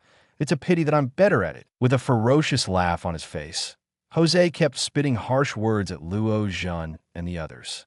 Jose's face suddenly became ferocious. His eyes were full of murderous intent, and he roared at Luo Zhen. First, use your heads to pay homage to my ghost mages. Let Ma Carlos see how his dear children died at my hands. Jose kept talking trash, and his whole body trembled as he spoke. At this moment, Jose seemed to see Carlos' furious expression and immediately had an intracranial OM. The ghost mages walked out of the huge building one after another, grinning ferociously, staring straight at the mages on Fairy Tale's side. They're like real desperados. Their eyes are full of violence. These people are the real elite mages of Spectre, and the mages of those branches before can only be regarded as staff members, just with a name. Jose, you don't think you can beat me with these little ones, do you? With his hands in his pockets, Luo Zhen stood directly in front of Levy and the others, grinning, and glanced disdainfully at the violent mages in front of him. No, no, no. Your opponent is me. I know you are very strong. I want you to watch your companions die in the hands of our ghosts one by one. Feel the powerlessness. Feel the rage. Jose grinned grinningly, and the mages below also let out piercing laughter. At this moment, the grinning laughter of those mages stopped abruptly. All the ghost wizards rolled their eyes and fell straight to the ground. The magicians who kept falling all rolled their eyes and fell heavily to the ground. Luo Zhen raised his head, and a violent breath gushed out from Luo Zhen's body. In an instant, all the ghost wizards were enveloped. In just an instant, all the ghost wizards were knocked down to the ground, rolled their eyes, and fell to the ground completely passed out. President Jose, it seems that all your miscellaneous fish are gone now, Luo Zhen grinned and said with a playful smile on his face. Impossible, what have you done? Jose's complexion changed, and when he looked at the knocked-down subordinates, his complexion turned livid. Damn guy, Jose roared, and a black mist hit Luo Zhen in an instant. Luo Zhen's figure flashed, and he shouted at Levy and the others behind him, "Find a place to hide. Don't stay here. Don't be in the guild." After explaining to Levy, Lisana, and others, Luo Zhen stomped on the ground with both feet. The whole person soared into the sky and went straight to Jose above the building. Jose was not afraid at all and looked angrily at Luo Zhen, who charged towards him.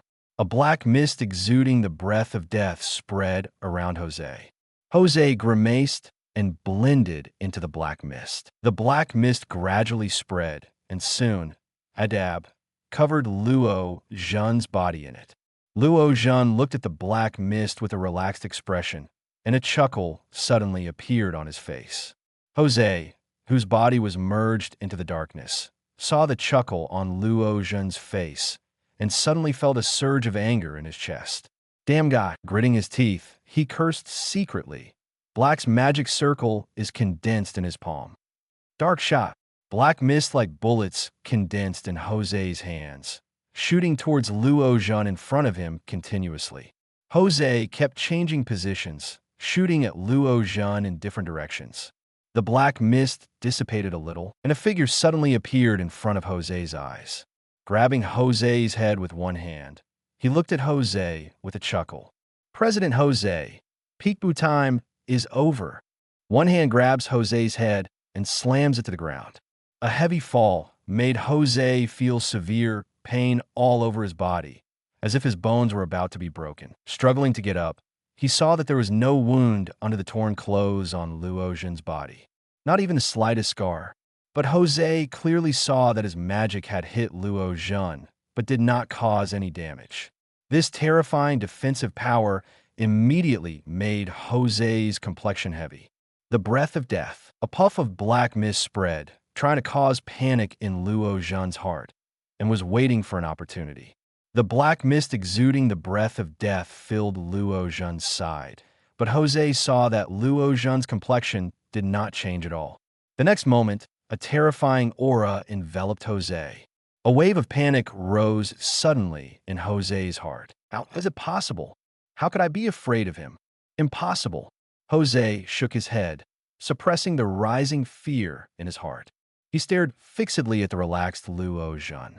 Suddenly his face turned hard, and black mist burst out from Jose's body. The moment the black mist left Jose's body, it immediately turned into soldiers who looked like ghosts. Phantom soldiers. Go and kill all fairy tale mages. Jose showed a ferocious face and yelled at the ghost soldiers who stood up one by one with a hideous look. Following Jose's order, the ghost soldiers rushed towards the surrounding fairy tale mages. Because they were worried about Luo Zhen, Lisana, and the others did not stay away from the fighting place. Watching Luo Zhen's battle from a distance, seeing these black ghost soldiers attacking, Lisana and others looked at each other. Don't trouble Luo Zhen. This battle is up to us. Fairy tale is guarded by us. Luo Zhen, just give a go. Don't worry about us. We are the wizards of fairy tale. Chapter 60 Kill Jose. Jupiter Magic Cannon. New book is on the shelves. Please subscribe. In order not to hinder Luo Zhen, everyone in the guild joined the battle one after another. The ghost soldiers flew in midair, screaming and galloping towards the wizards of fairy tale. The sharp claws grabbed at them, and the dark ghost soldiers quickly engulfed the wizards of fairy tale. The dazzling magic exploded in the air, and the bodies of each ghost soldier were crushed, and they recovered in the next moment. Jose stood in front of Luo Zhen with a smirk, wiping the blood from the corner of his mouth. Ha ha! Watch your companions being torn to pieces by ghost soldiers. There is madness in Jose's eyes, and a sense of refreshment in the depths of the eyes. Spectre was created to fight fairy tale. In his generation, this goal was finally achieved. Jose turned into a black mist and disappeared from Luo Zhen's sight. The black mist swept across, and within a moment Jose disappeared along with the black disturbance. Luo Zhen frowned slightly and glanced at the huge building with black mist pouring under his feet. He turned his head and glanced at the mages who were struggling to resist the ghost soldiers. Luo Zhen, leave us alone. We can do it. BD Jose, don't underestimate us. We are the mages of fairy tale. The partners roared one after another, and the dazzling magic burst in the air, constantly defeating the repaired ghost soldiers. Luo Zhen took a leap and jumped directly above the huge building. On the ground, there are Phantom Lord's mages all over the place. He was directly knocked down by Luo Zhen's domineering aura and passed out.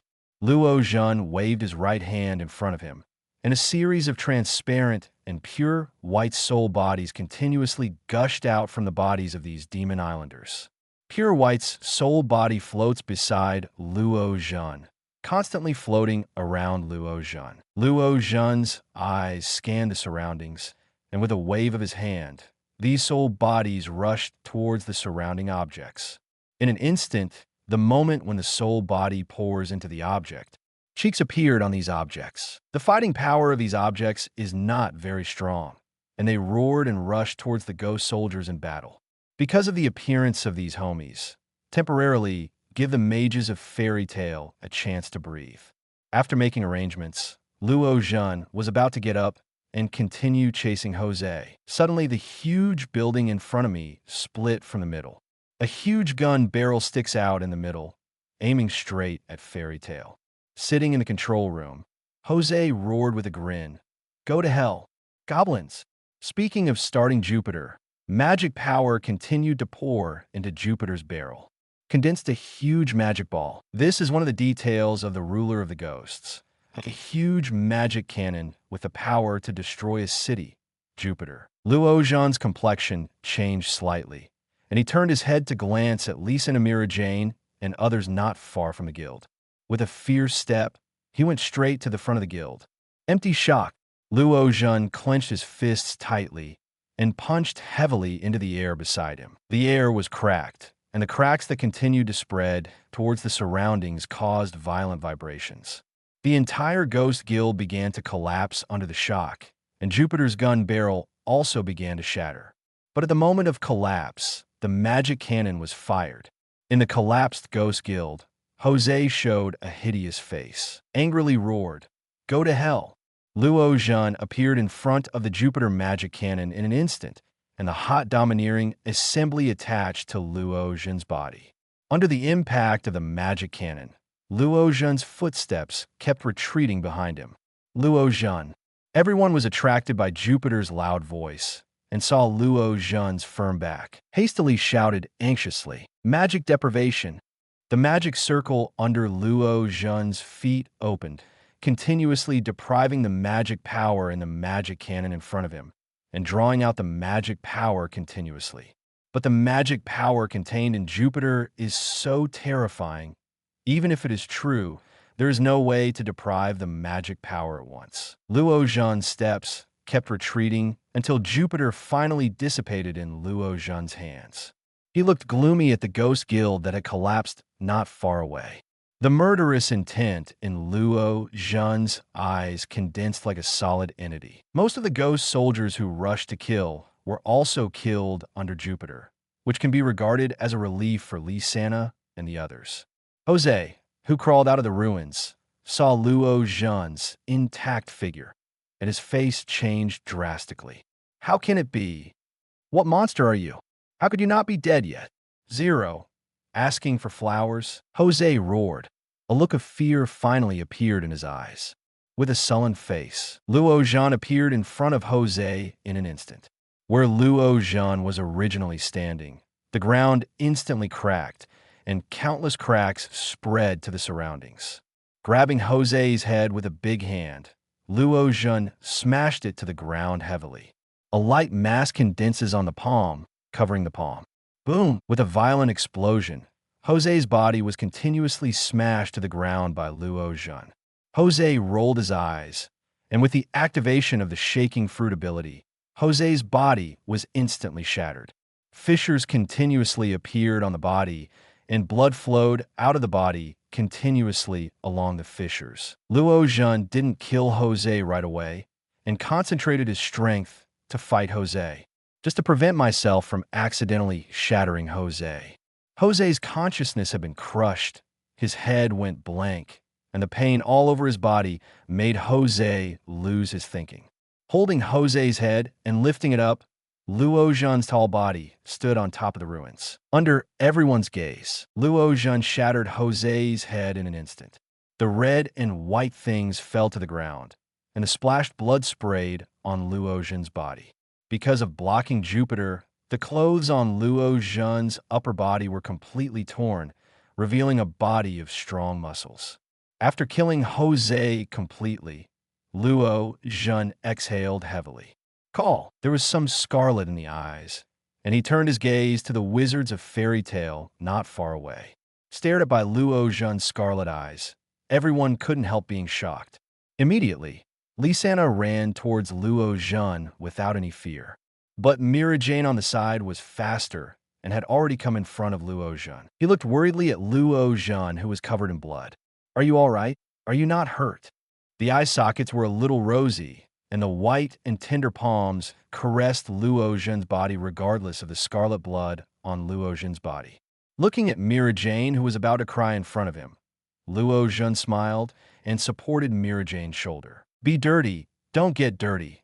Mira Jane completely ignored the scarlet blood on Luo Zhen's body and threw herself into Luo Zhen's arms. "I don't care. Chapter 61, the war, is over." No proof.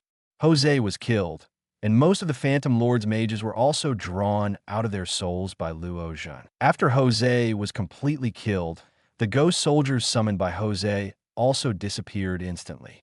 Smoke and dust rose everywhere, and the entire Magnolia suffered losses to varying degrees. Because Luo Zhen used magic, the entire Magnolia was shaken, and there was an earthquake. The intensity of the earthquake was not very high, and the residents of Magnolia were not harmed. But the fairy tale guild closest to the source of the earthquake collapsed, leaving only one ruin here.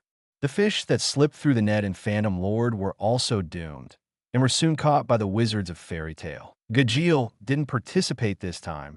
He was in the guild with his little brother Rog. Suddenly, the guild collapsed, 960, and neither of them escaped and were directly crushed under the ruins. However, because both of them are dragon slayers, neither of them is in danger of life. Glancing at Gajeel and Rog, who were tied up, Luo Zhen turned his head and walked in the direction of Lee Sana and others. Everyone suffered injuries to varying degrees.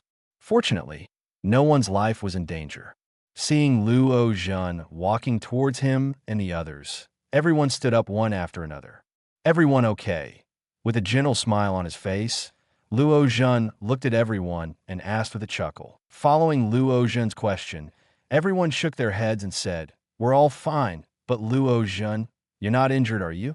How can you meet that level of magic cannon?" Luo Zhen laughed, patted his strong arm, and said, "Don't worry, I'm in good health. There's nothing wrong with me." Luo Zhen asked Levi to use magic to find some water for himself and wash off the blood on his body. Levi raised his finger and flicked it a few times in front of his face. The next moment, a water character appeared in front of Levi with a faint blue light. With the formation of the water character, a stream of water gushed out from the character, washing the blood on Luo Zhen's body. After cleaning, Luo Zhen continuously gushed out bursts of steam.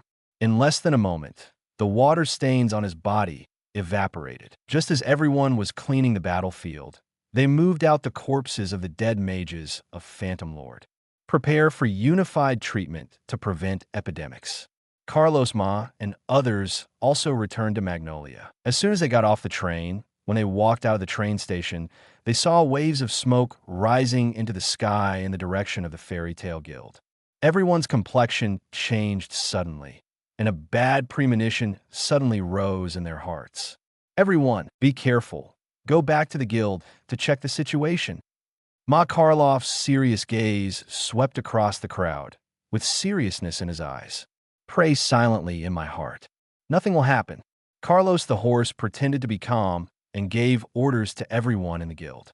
Immediately, everyone hid themselves and approached the guild. Just as the crowd approached the guild, Luo Zhen had already noticed the silhouette of the crowd. "Stand up and wait for the return of Mrs. Carlo and others." Seeing Luo Zhen standing up, Mira Jane walked to Luo Zhen's side curiously and asked Luo Zhen, "What's the matter? What happened?" Luo Zhen nodded with a smile and said, "President and the others are back." Hearing Luo Zhen's words, a surprise flashed in Mira Jane's eyes, and she quickly followed Luo Zhen's line of sight. But there is no figure. Looking forward, soon one by one familiar figures appeared in Mira Jane's sight. President. The prominent figure of Carlos the horse first came into view, and Mira Jane became emotional immediately, waving at Carlos the horse constantly. There were no enemies around the guild, and Carlos Ma was relieved to see that Luo Zhen and everyone were safe and sound. Quickly walking in front of the two, Carlos Ma frowned, looking at the ruins all around him, and asked Luo Zhen, "What happened? How did the guild become like this?" Before Luo Zhen could speak, Mira Jane spoke first.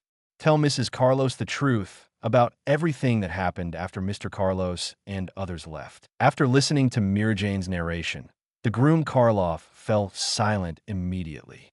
"I didn't expect Jose to move the guild to Magnolia. Fortunately, he kept Luo Zhen." Karloff felt relieved for a while. If Luo Zhen hadn't stayed in the guild, the consequences would be unimaginable. "Is everyone in the guild not injured?" After learning about the matter, Mrs. Carlos patted Luo Zhen's arm in relief, and then asked Mira Jane. Mira Jane shook her head and said, "Everyone got a little hurt, but nothing serious. It's just that Magnolia has been damaged too badly, and it may have to be handled by you, the president." After finishing Mira Jane's words, the horseman Karloff immediately felt a headache. Luo Zhen's magical destructive power was so strong that the entire Magnolia was damaged to varying degrees. And the residents of the town were also injured, and Fairy Tale was responsible. Fortunately, the headquarters of Spectre's ruler is here, and Spectre's property is in this guild building. It can be regarded as a mouthful of blood for Carlos the horse. Looking at the Fairy Tale Guild that had been completely destroyed, Carlos the horse felt like crying. Originally, Fairy Tale was not rich, but now she has to spend all her money. Everyone is fine. Karloff squeezed out an ugly smile and looked at the members standing behind him. "Everyone, the war is over. This time, the battle between Fairy Tale and the ruler of the ghosts. It's our Fairy Tale that wins." Karloff raised his arms and let out a deafening roar. After the horse 2.3 Carlo's voice fell, all members of Fairy Tale in the field raised their arms and gave out warm cheers.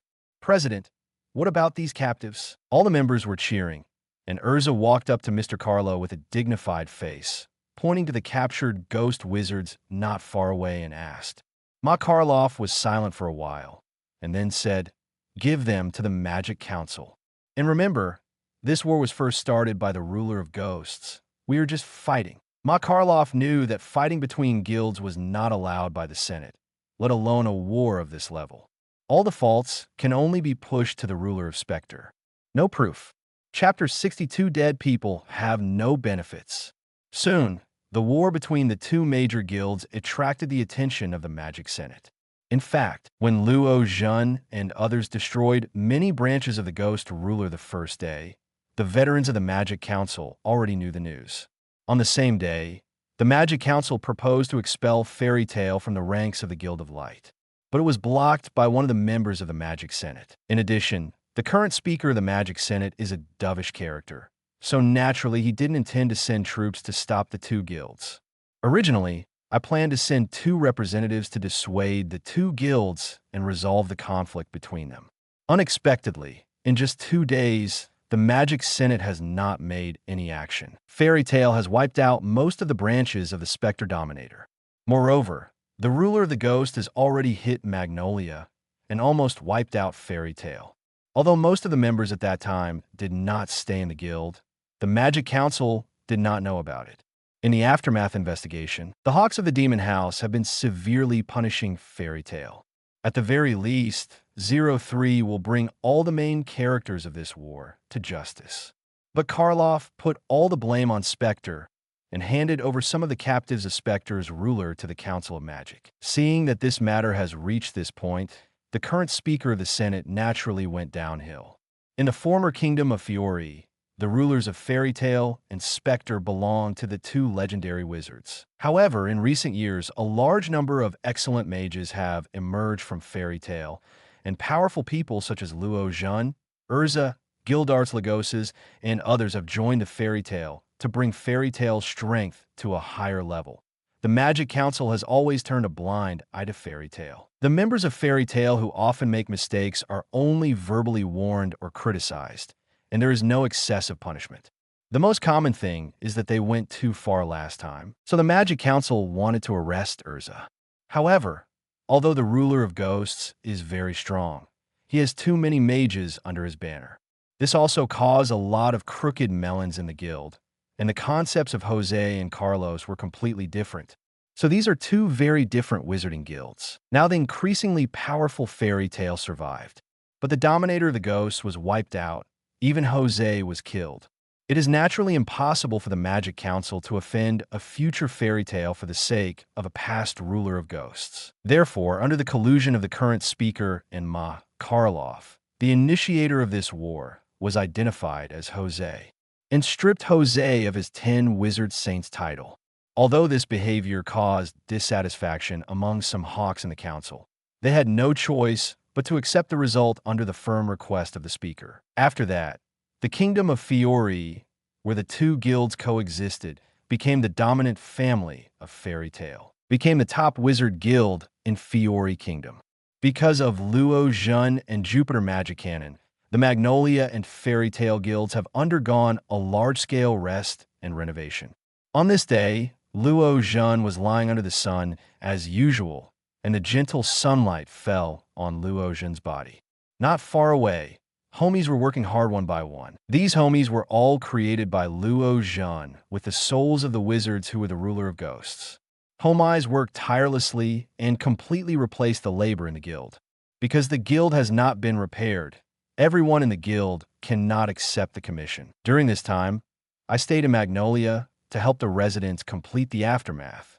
Suddenly, a figure stood in front of Luo Zhen, blocking Luo Zhen from basking in the sun. Luo Zhen opened his eyes wonderingly and pulled down the book covering his face. The sun was shining on the man, and he stood in front of Luo Zhen with his hands on his hips.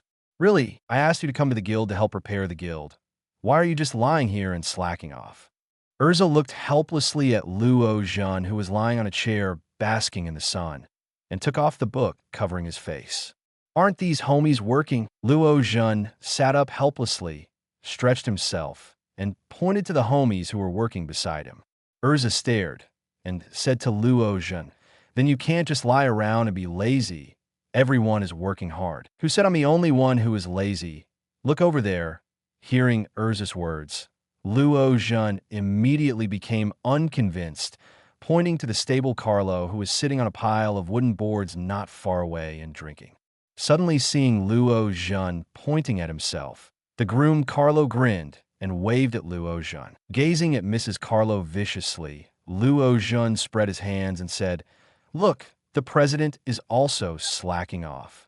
Erza suddenly felt helpless, supported his forehead, and watched Luo Zhen lie down again. But Erza didn't continue to scold Luo Zhen and went elsewhere to direct the members of the guild.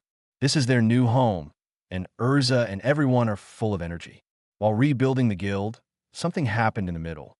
Leo in the guild wants to quit the guild because of his own reasons. But Lucy discovered that Leo was actually a celestial spirit 857. And then Lucy subdued Leo, who had always had a grudge, and obtained another key of the zodiac.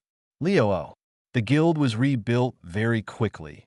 Most of them were mages, and they could work. Soon stood in front of a tall building. It's the new fairy tale. As Carlos the horse walked into the guild first, everyone poured into the guild one after another. Looking at the new and brand new guild, Yin's family is very happy.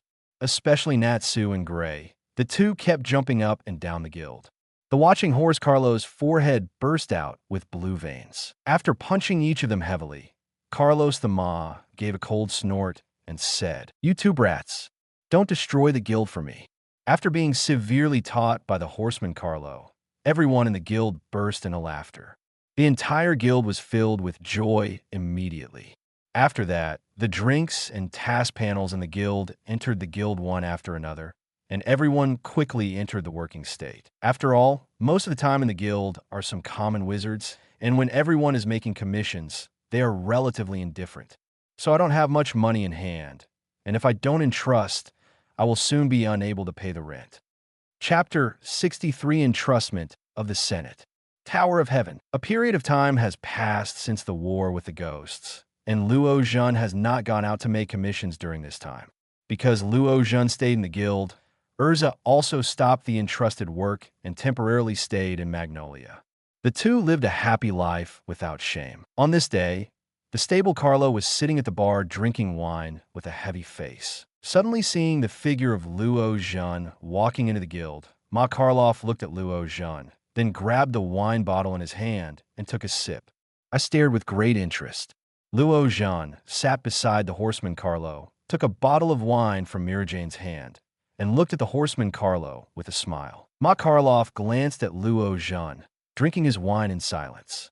Luo Zhen frowned and asked, "What's the matter? You look so sad." Seemingly seeing that Mrs. Carlos had something on his mind, Luo Zhen asked curiously. After being silent for a long time, Ma Karloff looked at the people in the guild, and then his eyes fell on Luo Zhen. "Why didn't Erza come with you?" She said that the armor she asked Olymp to build was finished, and she went to get the armor. Luo Zhen shrugged, took a sip of wine, and said with a smile, "The commission of the Senate has come down." Carlos Ma was silent for a while, and then said after glancing at Luo Zhen, "Consignment? What commission?"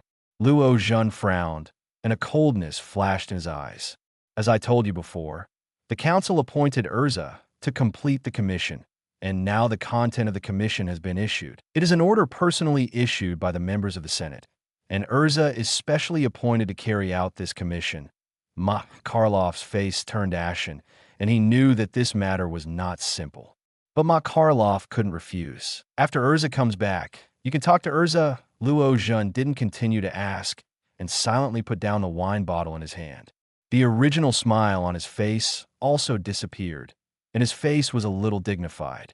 A murderous intent flickered in his eyes. It seemed that he was afraid that Luo Zhen would do something excessive. So Carlo put down the bottle in his hand, stood on the bar, and came to Luo Zhen's side. Looking at Luo Zhen with a heavy face, he said, I know you have always had opinions on the Magic Council, but you have to control yourself. The strength of the Magic Council is not that simple. Luo Zhen nodded, looking at the horseman Carlos looking at himself with worry. Luo Zhen said with a smile, I know, old man, I'm not that stupid. The Magic Senate can lead the Magisters Guild on the entire continent, and its strength is definitely not as simple as it seems on the surface. Although Luo Zhen was dissatisfied with the Magic Council early on, Luo Zhen was also sensible. Soon, just as the two were talking, Erza's figure appeared at the gate of Fairy Tale Guild. The two looked at each other, and Carlos the horse waved to Erza at the door. Seeing Carlos the horse's movements, Erza came to Carlos the horse with doubts. President, what's the matter? Do you have anything to do with me?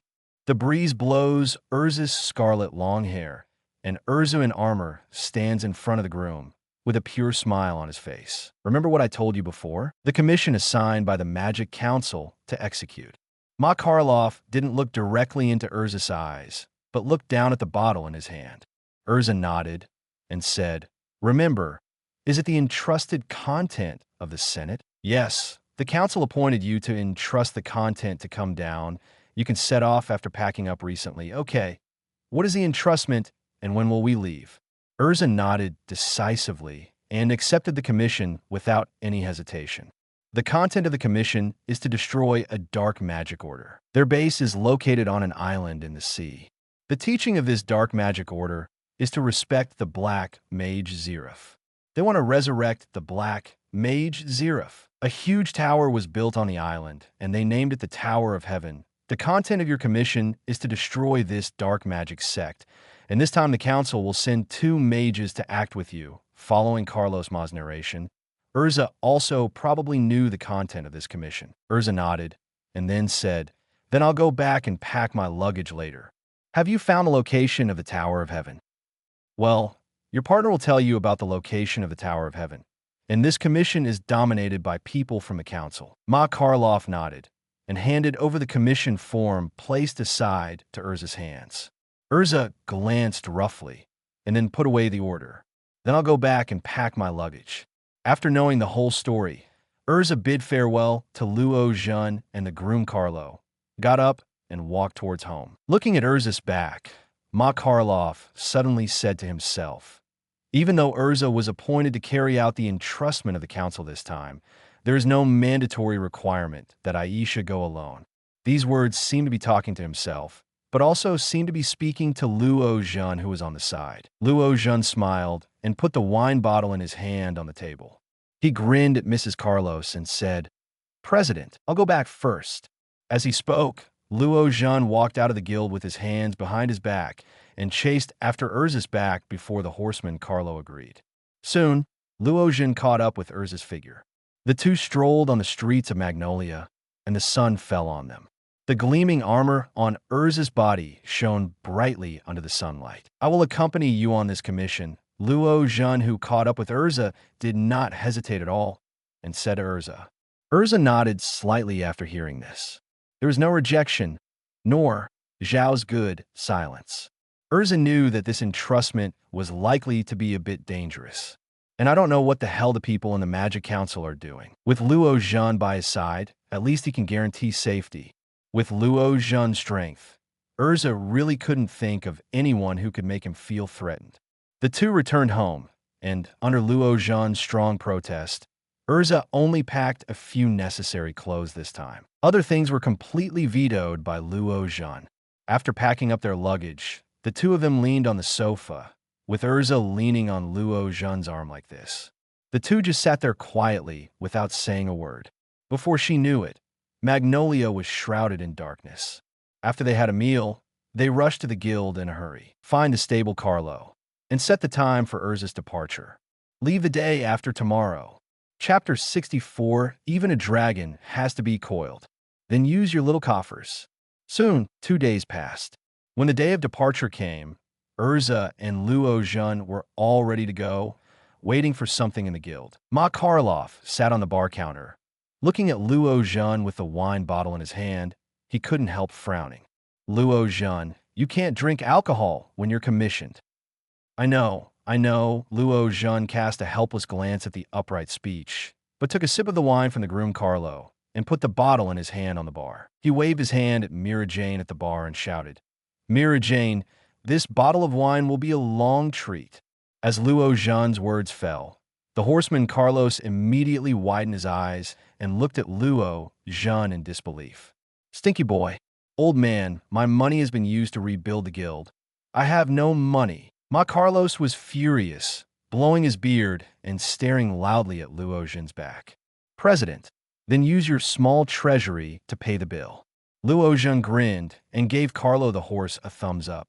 "Damn its little devil head." Ma Karloff glared at Luo Zhen viciously and mumbled to himself and took out a small pouch from his pocket. 553 reluctantly took out a note and handed it to Mira Jane. In the guild for the past 2 days, because Natsu and others knew that Erza was going to leave the Tower of Heaven as a commission appointed by the Senate. Natsu and Gray were clamoring to go with them. But Erza flatly refused. No matter what the two said, Erza didn't want to let go. Coupled with Natsu's character, Erza also specially explained the Horseman Carlos. "After setting off by yourself, you must keep Natsu and Gray under strict supervision, otherwise Natsu may sneak along with you." Thinking that Natsu had such a criminal record, Carlos Ma agreed without any hesitation. Looking at the several people around him who were staring at him, Natsu's face was full of helplessness. After waiting in the guild for a long time, no one from the Magic Council showed up. Luo Zhen frowned and asked Mrs. Carlos the horse, "Old man, why haven't the people sent by the Senate come?" Luo Zhen's voice was a little displeased. No one dared to release his pigeons like that.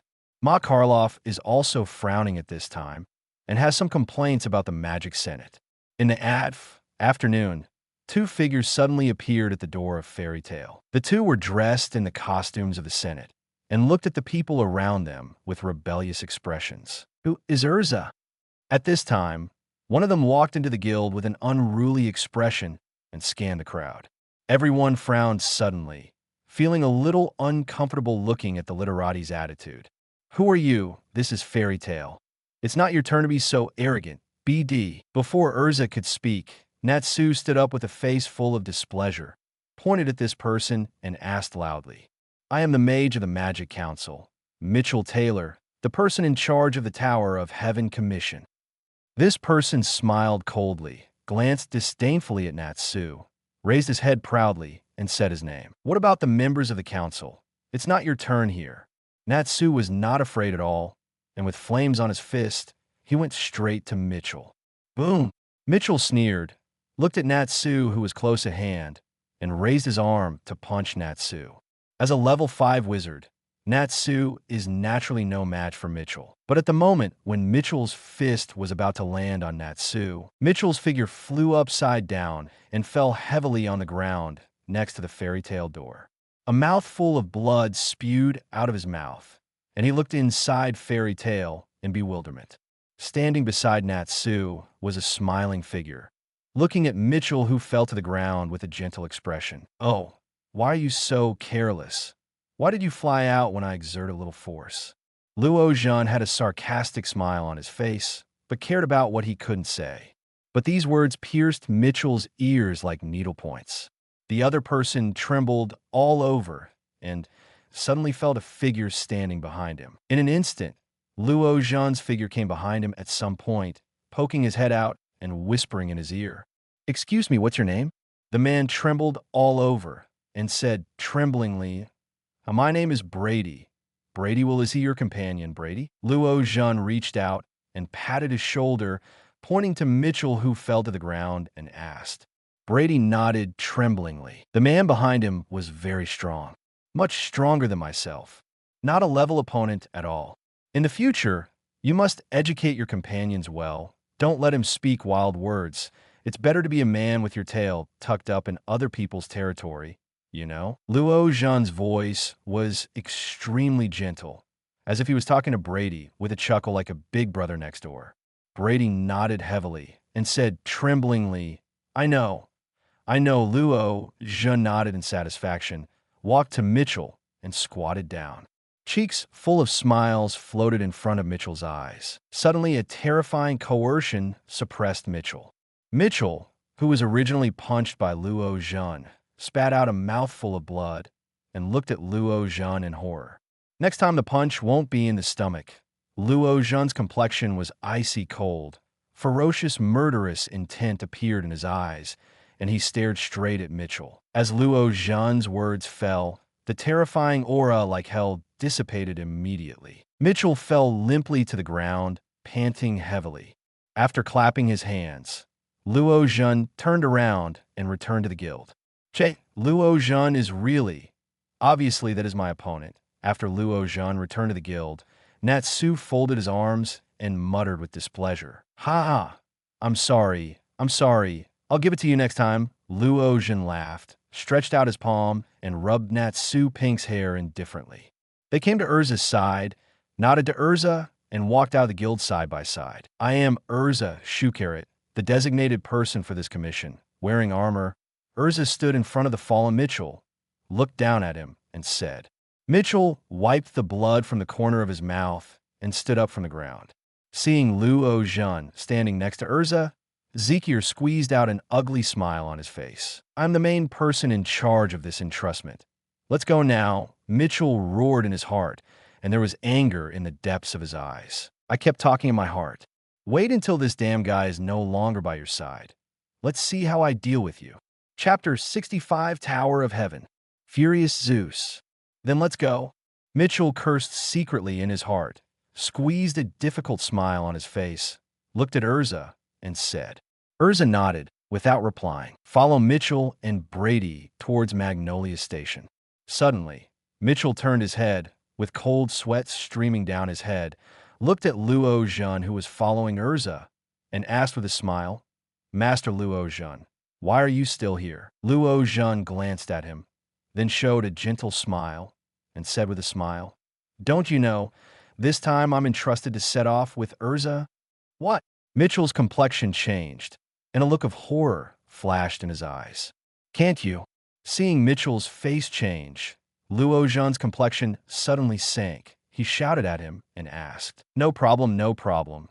Seeing Luo Zhen's calm face, Mitchell quickly waved his hand dash. The pain in the stomach was still deeply engraved in Mitchell's mind, and Luo Zhen, standing in front of him, was like a devil. How dare Mitchell refuse Luo Zhen?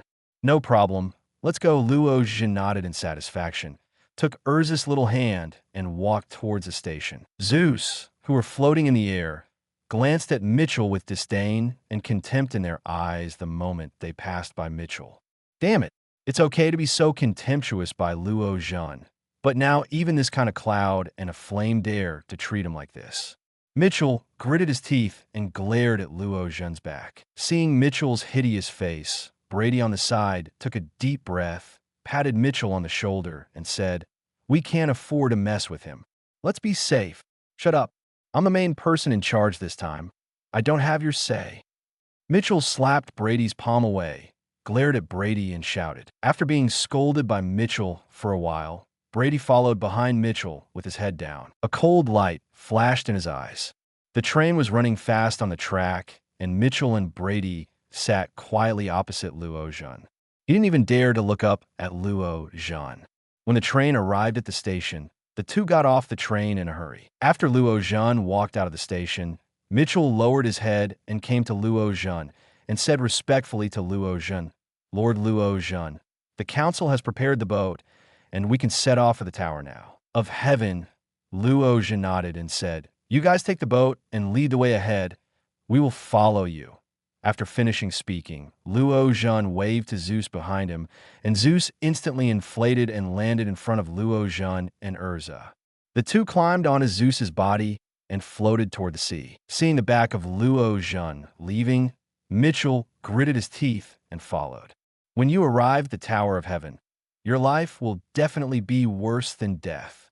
Don't gnash your teeth with hatred in your eyes. As an S-class mage of the Senate, he has never suffered such humiliation. Mitchell is Chi Keelian's confidant in the Senate, which is well known in the Senate.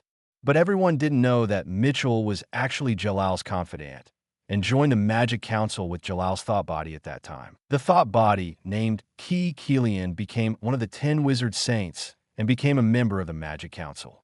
And Mitchell became an S-class mage of the Magic Senate. This commission was promoted by Ki Kilian alone and was executed by his confidant Mitchell.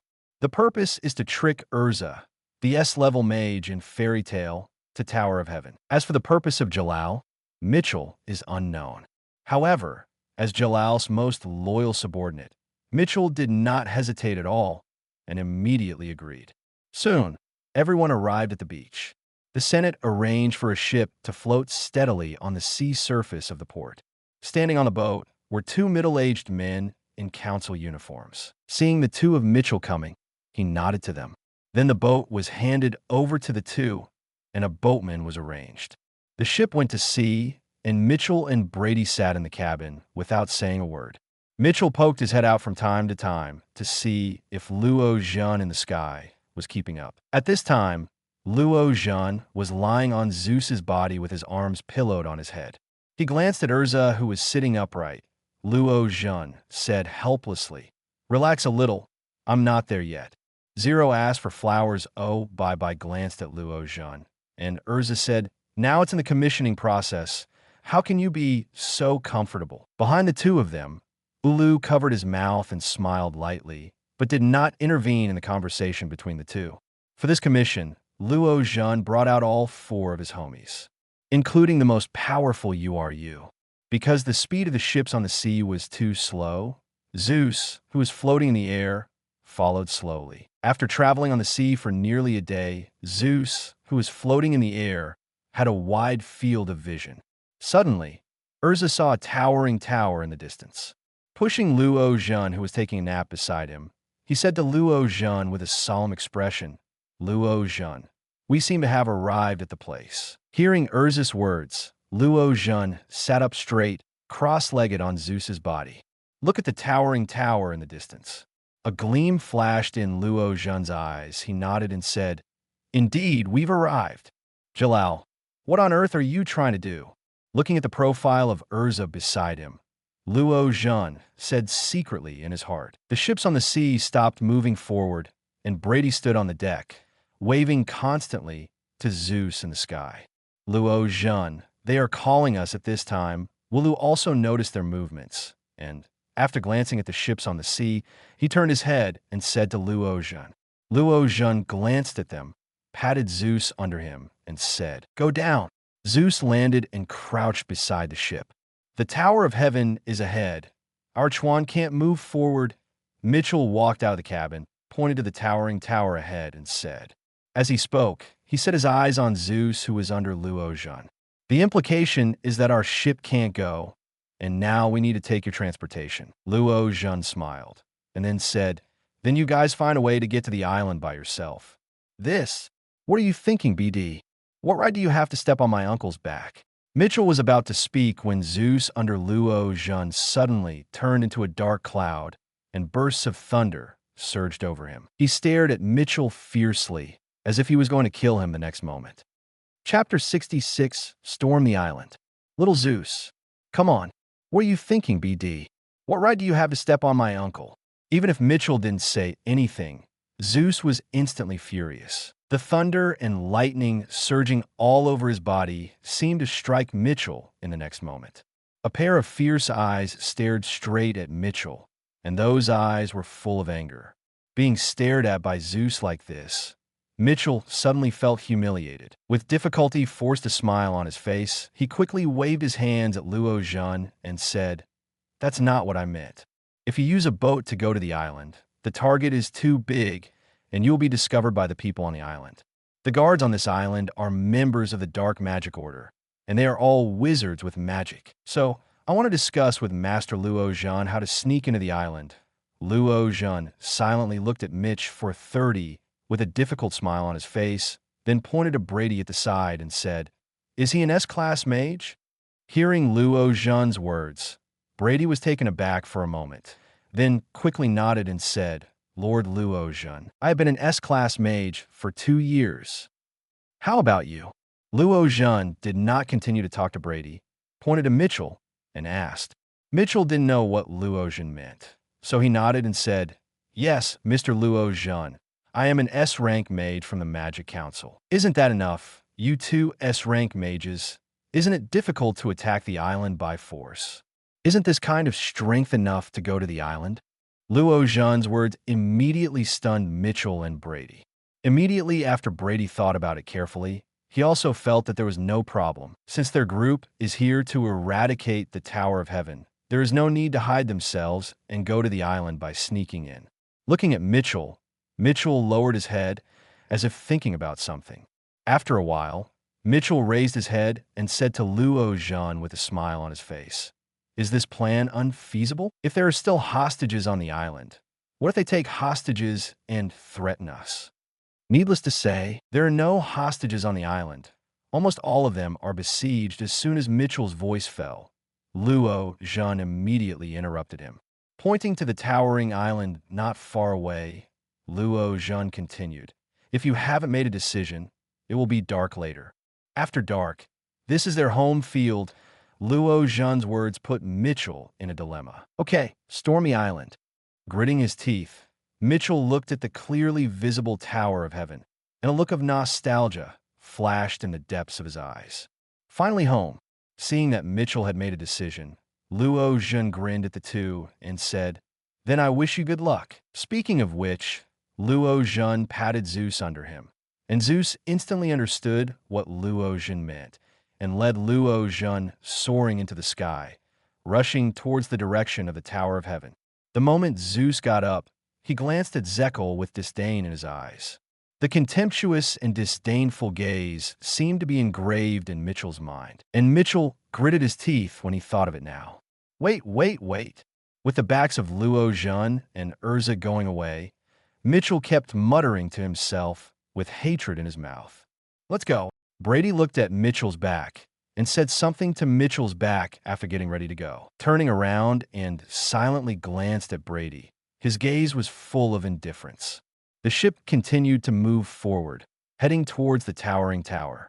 Luo Zhen and the others were extremely fast, and they had already arrived on the island one step ahead. In this world, because of Luo Zhen's intervention, Erza was not caught in the Tower of Heaven.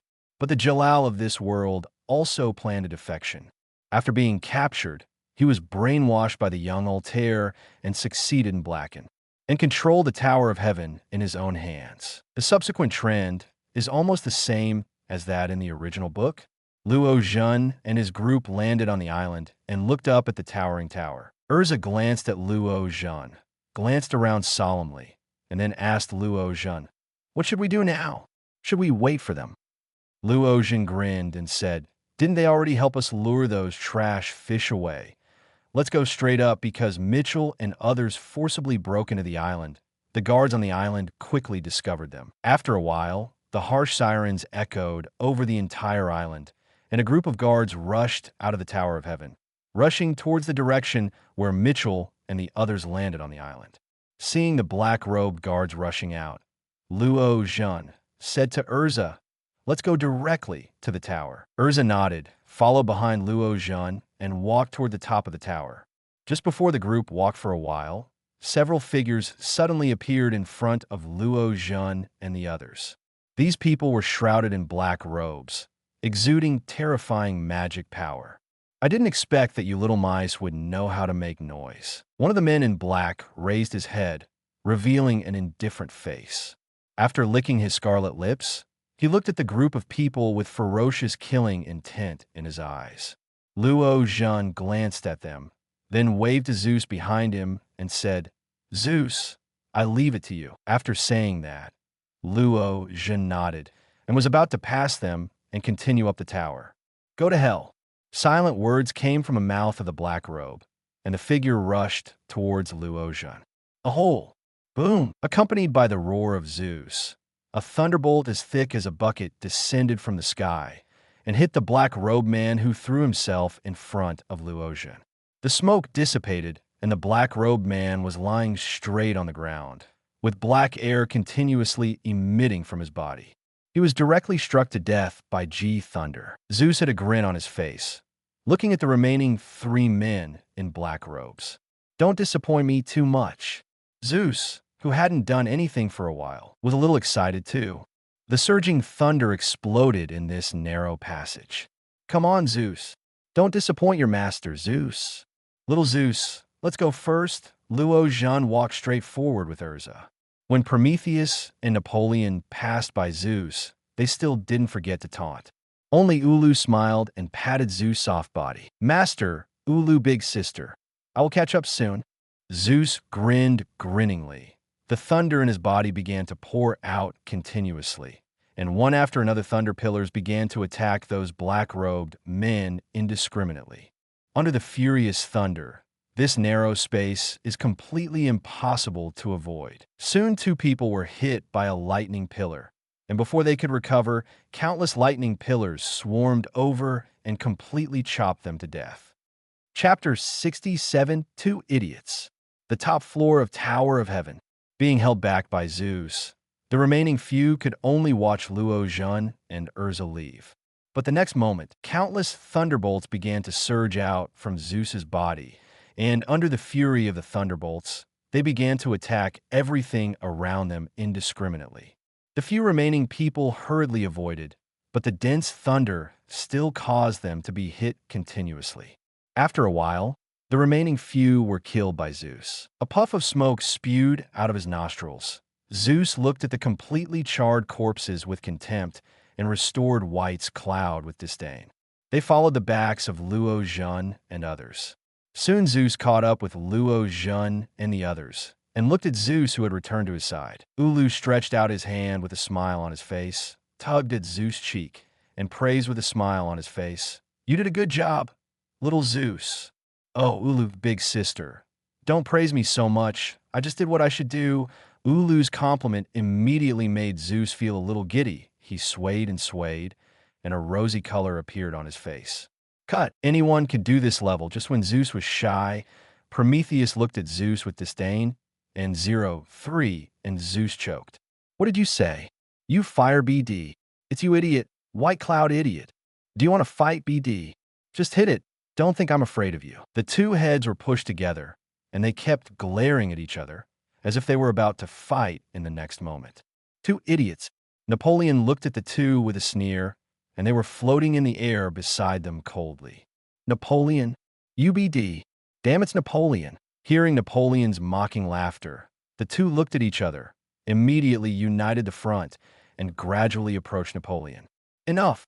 Luo Zhen turned his head and glanced at them, and Zeus and Prometheus calmed down immediately, obediently following Ulu. 2 idiots! Napoleon turned his head and smiled, his eyes full of ridicule. This immediately made Prometheus and Zeus furious. If it wasn't because Luo Zhen was still here, they would have rushed to fight Napoleon immediately. The speed of the group was very fast, and they arrived at the upper floor of the tower in a short while. The intricate room made Zeus irritated, and even Prometheus frowned. Just when several people were about to step forward to find the exit, a figure walked out of a dark room. As this figure walked out, 2 more figures came out from different rooms. Master, leave this place to me. This time, without waiting for Luo Zhen's arrangement, Prometheus volunteered to stand up and shouted at Luo Zhen's back. Luo Zhen didn't look back and waved at Prometheus. The excited Prometheus was full of flames, and hot flames shot up into the sky. Before the 3 people who walked out of the room could speak, Prometheus continuously spewed out fireballs and bombarded them. Fire from heaven! The flame exploded when it hit the ground, and the 3 of them kept dodging Prometheus' attack with horror in their eyes. Erza, let's go! Arranging this place to Prometheus, Luo Zhen moved on with confidence. The strength of Prometheus is not much different from that of Zeus, so it is not a big problem to deal with such a small scene. Prometheus, we can go first. Don't be too slow. Before leaving, Zeus shouted at the back of Prometheus. There was a hint of sarcasm in the voice, which immediately made Prometheus' face darken. The flames all over his body became more and more turbulent, and the fireballs that spewed out became more dense. In less than a moment, this floor was reduced to a field of flames. You damn fellows, go to hell with me. Prometheus had a gloomy face, and the devil-like face in the flames became extremely gloomy. Roaring out of their mouths and spitting out fireballs continuously, the three of them couldn't even use their own magic, can only continue to avoid the attack of Prometheus. Stolen fire. Seeing that the three were still dodging, the figure of Prometheus turned into a pillar of fire and rushed toward one of them. Before the man could react, Prometheus appeared in front of him instantly. It hit his chest directly and penetrated through the past. Blood splashed on Prometheus' body, but was evaporated in an instant. With a sinister smile, Prometheus quickly killed the other two with the same move. Disdainfully spat out a fireball and landed on the three of them. In less than an instant, the bodies of the three were burned to ashes. After catching up with Luo Zhen and others, Zeus looked at Prometheus, who followed behind him. He said in a straightforward manner, "Prometheus, you are slower than me.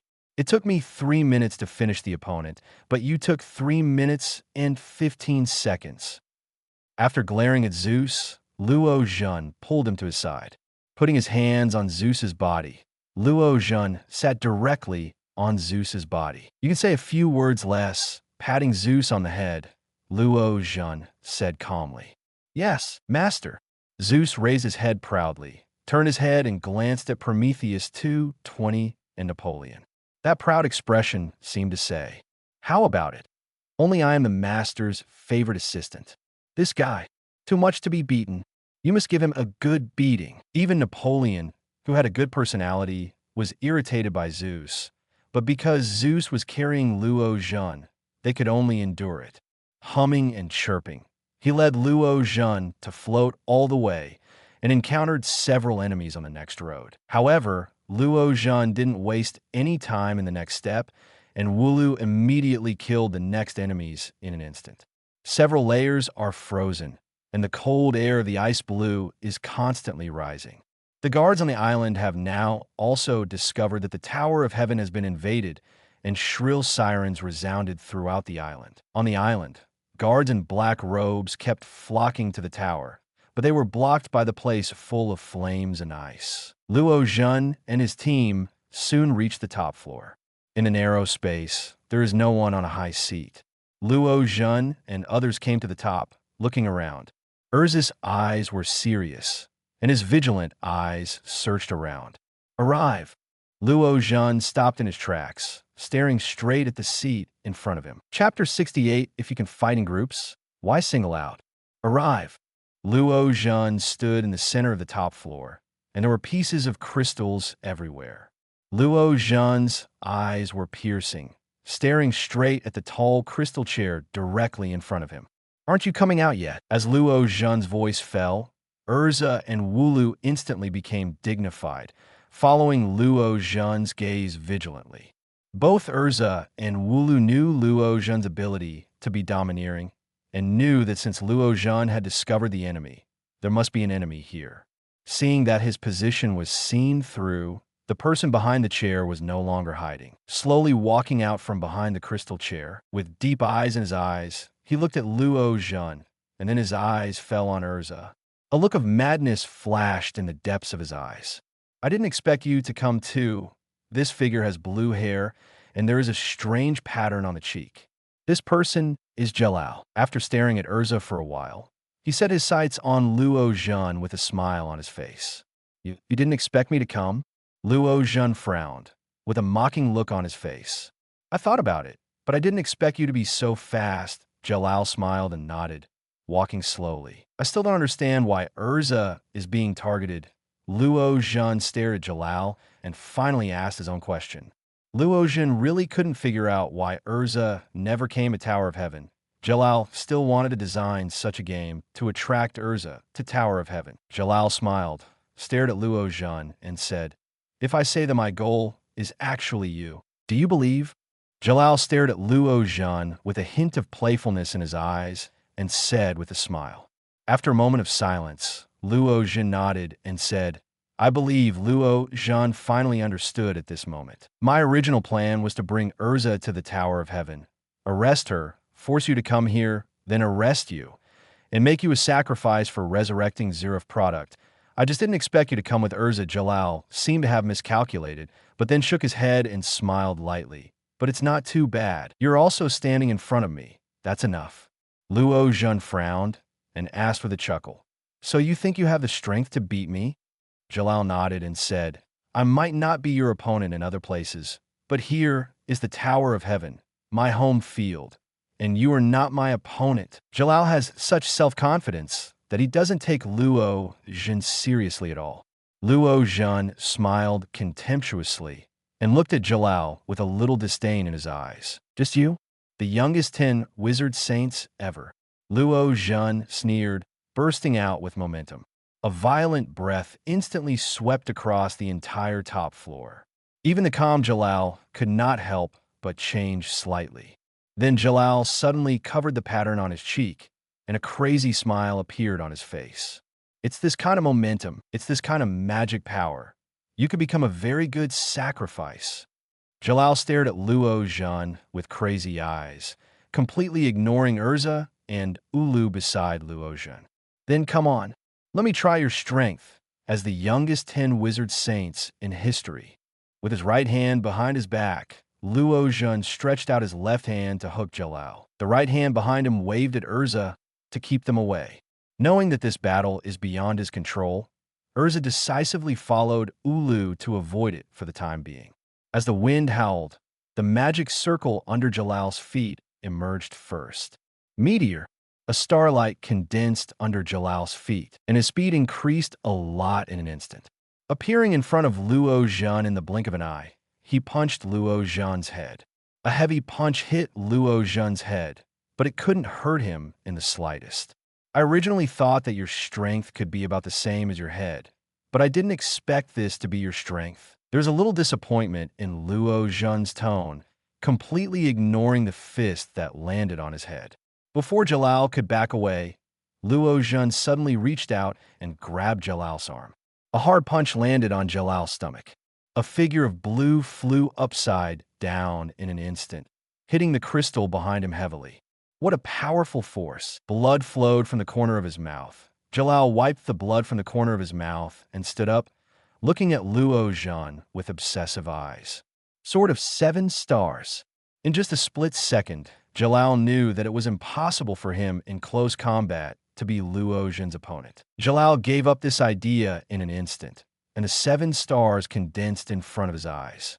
In the next moment, it turned into beams of light and shot towards Luo Zhen.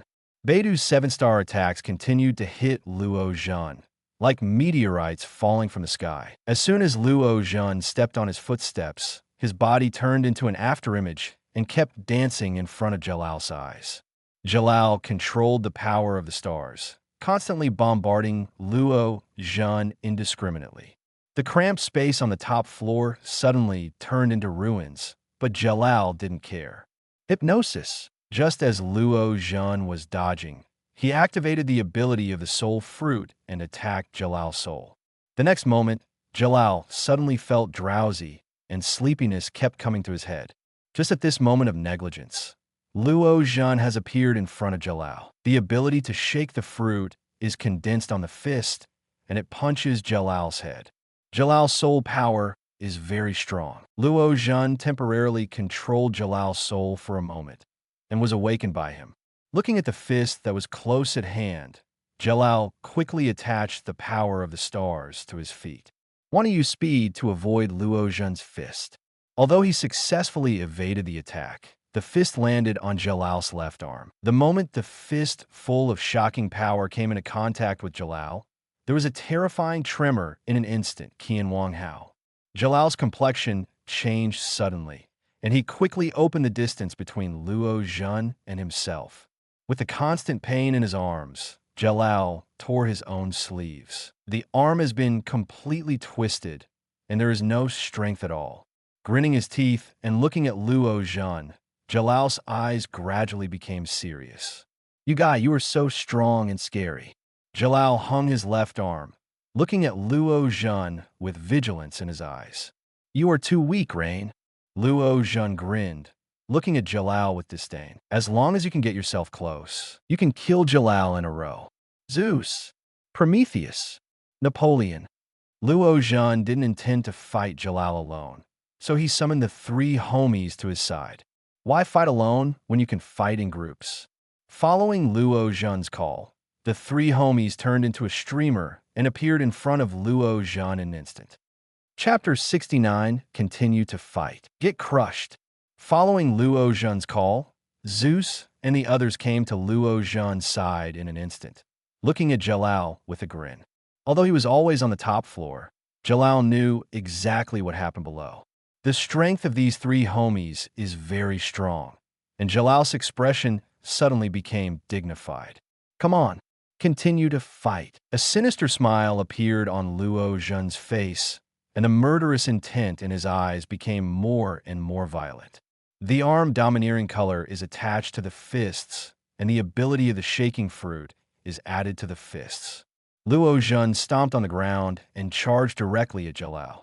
The ground shattered, and cracks continued to spread. Luo Zhen's figure appeared in front of Jalal in the blink of an eye, and he swung his fist and smashed Jalal's head. Meteor! Jalal didn't dare to let Luo Zhen approach, and quickly cast magic on himself, and the power of the stars condensed on Jalal's legs. He quickly avoided his body under Luo Zhen's fist, but even though Jalal dodged, the impact of the concussion still made Jalal feel tight in his chest. The left arm has completely lost its strength, which has completely affected the balance of Jalal's body.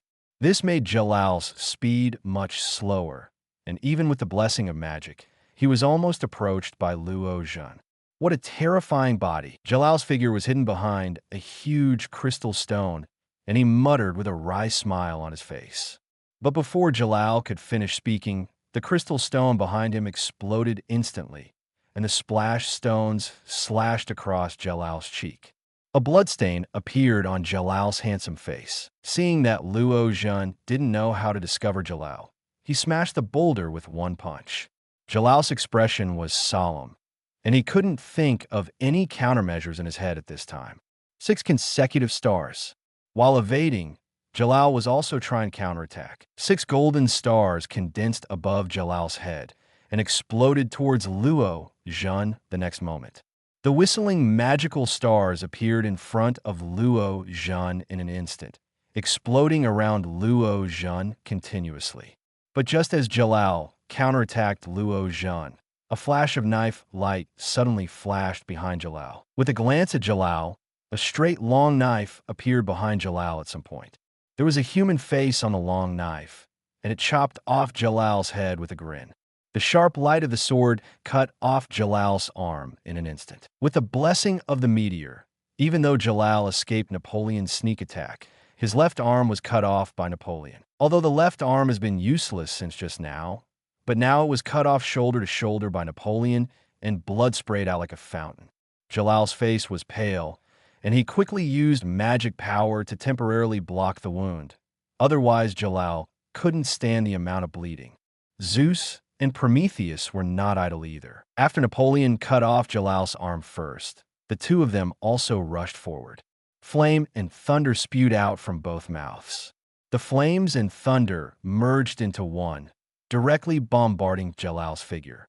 An afterimage of blue flashed in the air, and the flames and thunder exploded in the original place. The sound of the explosion resounded throughout the Tower of Heaven, and Mitchell and Brady on the island at this time also heard the explosion this week.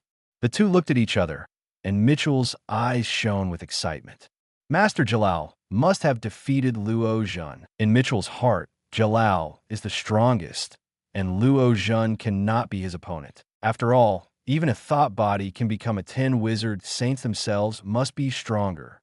Thinking of this, Mitchell looked at Brady, who was struggling to kill the enemy, and the murderous intent flashed in his eyes. There have been many guards on the Tower of Heaven breaking through, but they were blocked by Ulu and Erza under the top floor. Erza stood with a sword in his hand, looking at a group of figures in black robes in front of him with a cold face. A picture of my childhood suddenly appeared in my mind. The people in black robes at that time seemed to be exactly the same as the people in front of them now. At this moment, Erza's killing intent surged out. The scene of my childhood is vivid. The villagers were brutally massacred by the black-robed man. If it wasn't for the existence of Luo Zhen, he might have been taken away by the man in black. Erza's face was livid, and he rushed into the crowd of black-robed men holding a sword. After a while, blood spattered, and the armor on Erza's body was soaked in blood after a while. Ulu didn't know why Erza suddenly became like this, but he also stood aside for Erza. On the top floor, Jalal struggled to avoid the indiscriminate bombing attacks of Prometheus and Zeus, and had to pay attention to Napoleon's sneak attack in the void from time to time. The smoke cleared not far away, and Luo Zhen's intact figure appeared in Jalal's sight. Not to mention being injured, even a small wound could not be seen on Luo Zhen's skin. Jalal's face darkened. His attack could not cause any damage to Luo Zhen's body at all, and even Luo Zhen's defense could not be broken. I and Luo Zhen are not rivals on the same level at all. Suddenly, Jalal raised his head and saw the playful smile on Luo Zhen's face. I saw Luo Zhen folded his arms and stared at him with a playful face. It was only then that Jalal knew that Zero Weight has never had a real fight with himself from the beginning to the end. A wry smile appeared on his face, struggling to avoid the attacks of Zeus and Prometheus. You have to beware of Napoleon, who doesn't know where to hide and who stabs himself from time to time. His physical strength is almost exhausted, and because he's been blessed with meteor magic, his magic power is not much. He stopped abruptly, and a starlight condensed around Jalal. "I'll take your head." Napoleon found the right moment and suddenly slashed at Jalal's neck. The sharp knife light seemed to shatter the void, but it dissipated after touching the layer of starlight on Jalal's body. Napoleon was slightly taken aback. He didn't realize that the knife failed to re-sever Jalal's head. A starlight galloped over and hit Napoleon's blade. Napoleon flew upside down in an instant and stuck on the stone wall beside him. Immediately, a magic circle condensed under Jalal's feet, looking at Luo Zhen crazily. A dark atmosphere filled the air, and a huge dark black hole appeared behind Jalal. The gravel splashed, constantly devouring the surrounding things. "Be crushed in the dark." Jalal roared ferociously, as if tentacles protruded from the black hole, spreading towards the surroundings.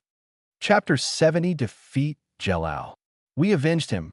Be crushed in the dark. Jalal's eyes were crazy, and tentacles seemed to protrude from the black hole behind him, attacking the figures of Zeus and Prometheus in an instant.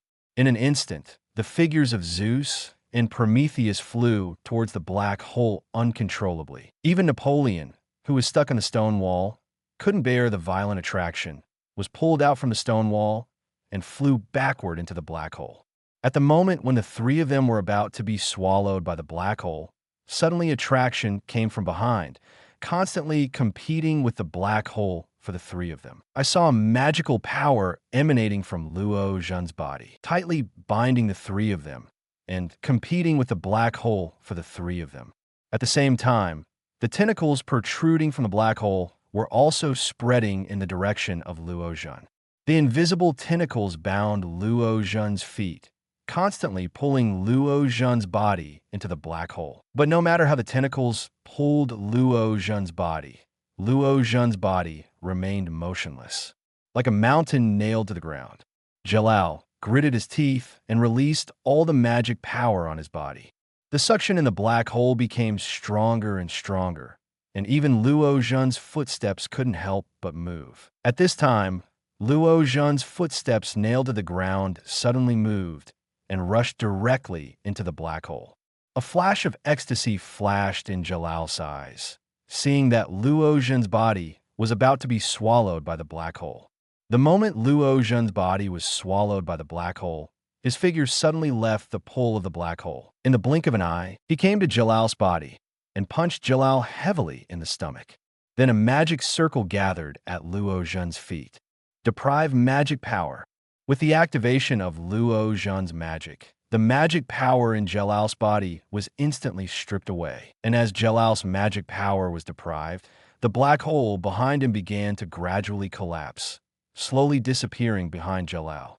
Raising his right hand at a loss, Jalal couldn't feel any muscle strength in his body. A flash of panic flashed in his eyes, and he shouted at Luo Zhen in front of him. What did you do? Why did my magic power disappear? What did you do? Luo Zhen didn't answer Jalal's words and punched Jalal on the head. The magic power in his body was stripped away. His arm was cut off by Napoleon, and his strength was almost exhausted. Coupled with Luo Zhen's punch, Jalal was directly knocked out. Looking at the fainted Jalal, Luo Zhen said to Zeus, who was beside him, "Look at him. I'll go and see Erza." Saying that, Luo Zhen disappeared on the top floor in a flash. At the entrance of the next floor, the corpses of the black-robed guards were already piled up everywhere.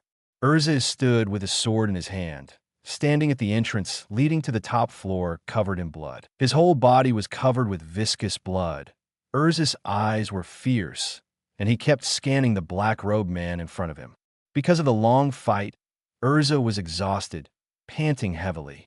The black-robed guards also saw Erza's physical strength and rushed towards Erza one after another, carrying out suicide attacks. Boom! At this moment, a violent explosion sounded around. The two guards in black robes rushing to Erza were smiling grinningly, and the grinning froze on their faces in the next moment.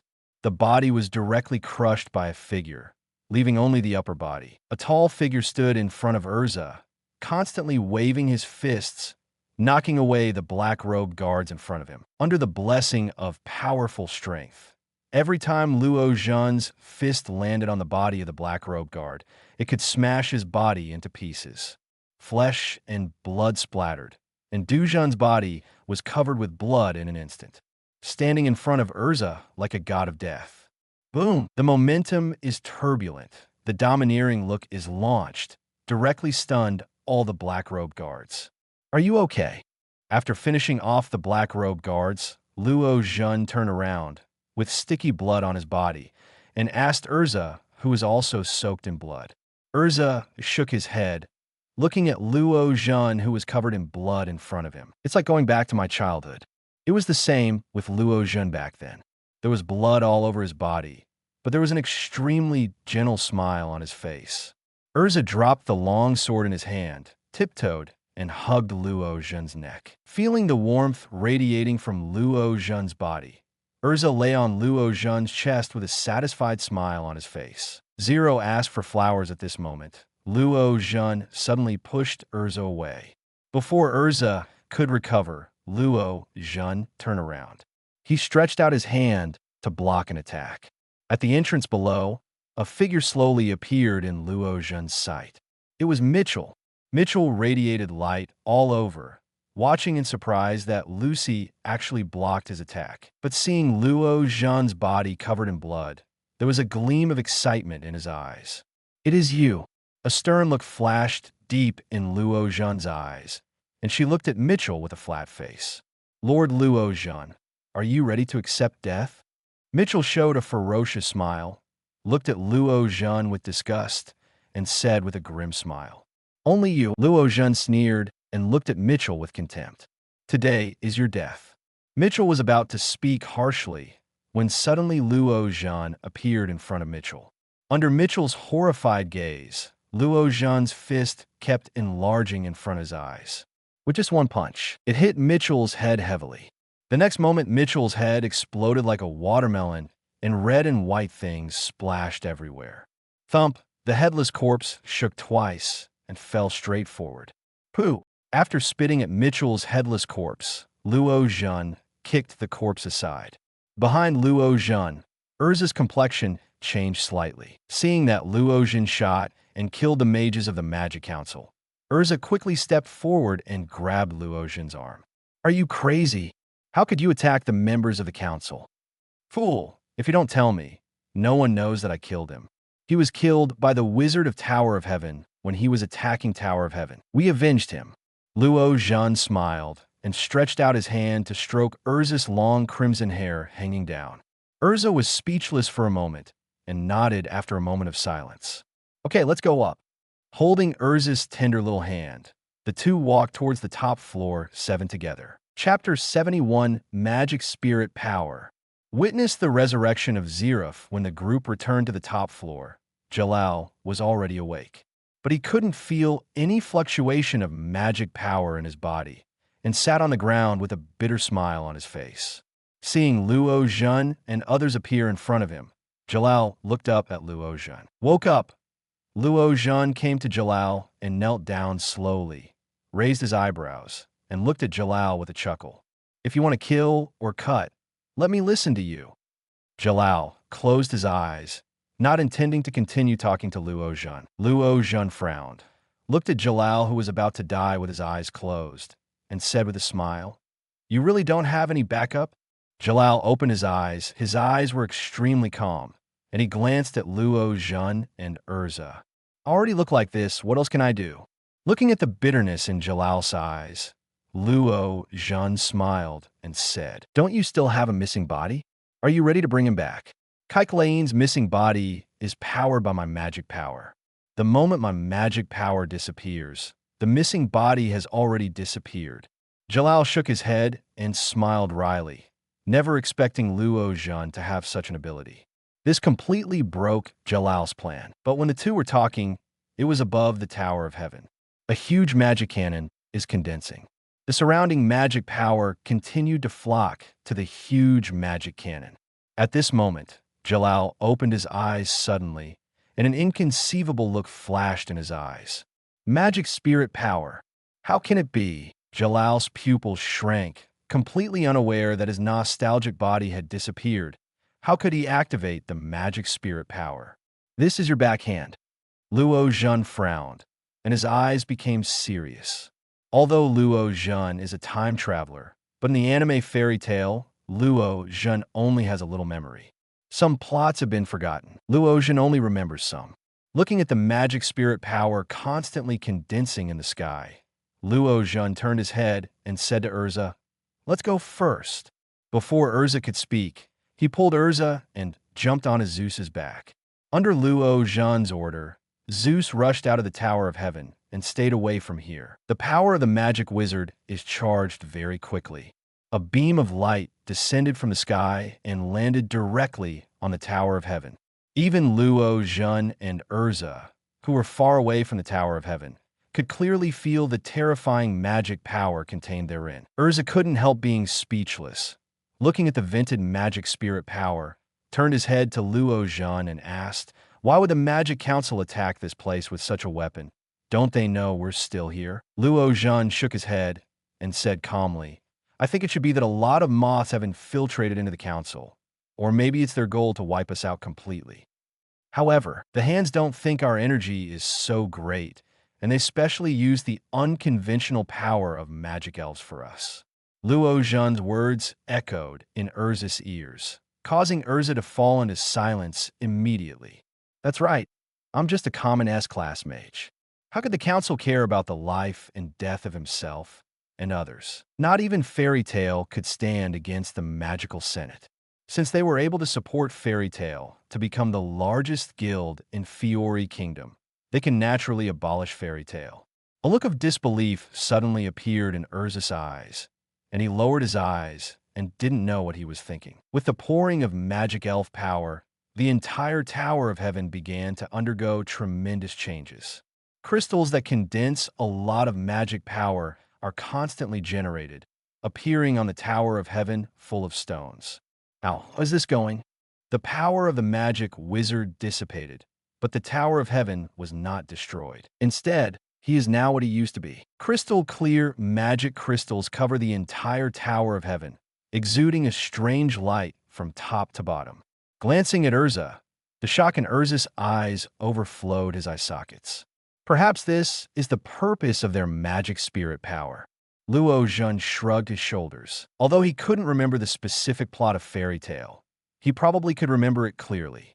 Seeing the familiar yet unfamiliar Tower of Heaven in front of him, some memories gradually appeared in Luo Zhen's mind. "Let's go up and have a look."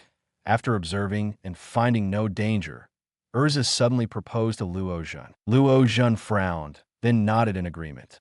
Zeus rushed to the top of the Tower of Heaven and found that the place that had just been affected by the battle had been covered with magic crystals. Jalal was dragging his broken arm and sitting on the ground not far away, with his back leaning against a magic crystal. "You are back," Jalal grinned, and the bitter look disappeared from his face. Luo Zhen pulled Erza behind him, pointed to the surrounding scene, and asked Jalal, "Is this your handwriting?" Jalal shrugged and touched the wound on his left arm that was severed shoulder length. A thick layer of blood scab had already appeared on the wound, temporarily blocking the wound. Jalal said with a smile, "This is indeed the purpose of adding my mind-body to the Magic Council. But after my mind-body dissipated, I thought this task had failed. Otherwise, I wouldn't be begging to die." Looking at the dazzling magic crystals around him, Jalal closed his eyes, indulging in this moment. "Look, how wonderful these crystals are, and what terrifying magic power is contained in this Tower of Heaven." Jalal caressed the magic crystal under his body with his palm. His eyes were full of obsession. At this moment, Jella 1.6, your body begins to slowly merge into the crystal behind you. After opening his eyes, Jalal grinned at the figures of Luo Zhen and Erza. "Next, please witness the resurrection of the Black Mage, Zirif." Speaking of which, Jalal's body began to slowly merge into the magic crystal, using himself as a sacrifice to activate the magic power in the Tower of Heaven. But at the moment when Jalal's body was about to blend into it, a memory suddenly popped up in Jalal's mind. It's a childhood memory. Those memories kept reappearing in Jalal's mind until a figure appeared in his mind. He didn't know her name. "I only remember the long black and soft hair." Chapter 72, Grimoire Heart. Looking forward to fighting with you. The fuzzy memories kept flooding in his mind, and Jalal's complexion became painful. His face was a little hideous, and Jalal fell into memories for a while. Gritting his teeth, the only remaining arm was waving constantly. Watching Jalal close his eyes, he kept waving an arm. Half of the body has been integrated into the magic crystal. Erza and Luo Zhen couldn't help but look at each other, wondering what happened to Jalal. Suddenly, the figure of Luo Zhen appeared in front of Jalal. He stretched out his hand to grab Jalal's struggling arm and pulled Jalal out of the magic crystal violently. It seemed that because of Luo Zhen's pull, the crystal also erupted with a stronger suction force, constantly pulling Jalal's body. Luo Zhen frowned slightly, and his arms began to tense gradually. With Luo Zhen's strength continuously strengthened, Jalal's body was pulled out of the magic crystal by Luo Zhen. It fell directly to the ground, but Jalal still did not wake up in the memory. The two looked at Jalal lying on the ground with a painful expression, and they didn't know what to do with him. Looking at each other, Luo Zhen was silent for a while and said, "Take him back first, and we'll talk about the rest later." Because of the arrangement of the Senate in 03, Luo Zhen also had some ideas of his own in his heart. Now that Jalal is in front of his eyes, Luo Zhen does not intend to hand over Jalal to the council. Hearing Luo Zhen's words, Erza nodded without objection. Dragging Jalal's body, Luo Zhen and his party were about to leave the Tower of Heaven. Suddenly, the sound of crisp and low footsteps rang in the ears of Luo Zhen and others. Erza and Luo Zhen stopped and looked at each other, and Erza's eyes suddenly became serious. "Someone." Erza's face was solemn, and a long sword appeared in Erza's hand, looking at the stairs ahead vigilantly. Under Luo Zhen's knowledgeable, domineering aura, several figures were approaching the top floor without any haste. "You take Jalal first." Luo Zhen's complexion sank slightly. The aura of these people was not weak. Luo Zhen turned his head and said softly to Erza at the side. Erza was silent for a moment, then shook his head resolutely. Baizi bit her red lip, looked at Luo Zhen with firm eyes, and said, "I want to be with you." Looking at Erza's stubborn eyes, Luo Zhen showed a look of helplessness on his face. He stretched out his hand and rubbed Erza Fey Red's long hair and said with a smile, "Okay, let's go together." Putting Jalal's body on Zeus' body, Luo Zhen patted Zeus's body and said, "Take him away.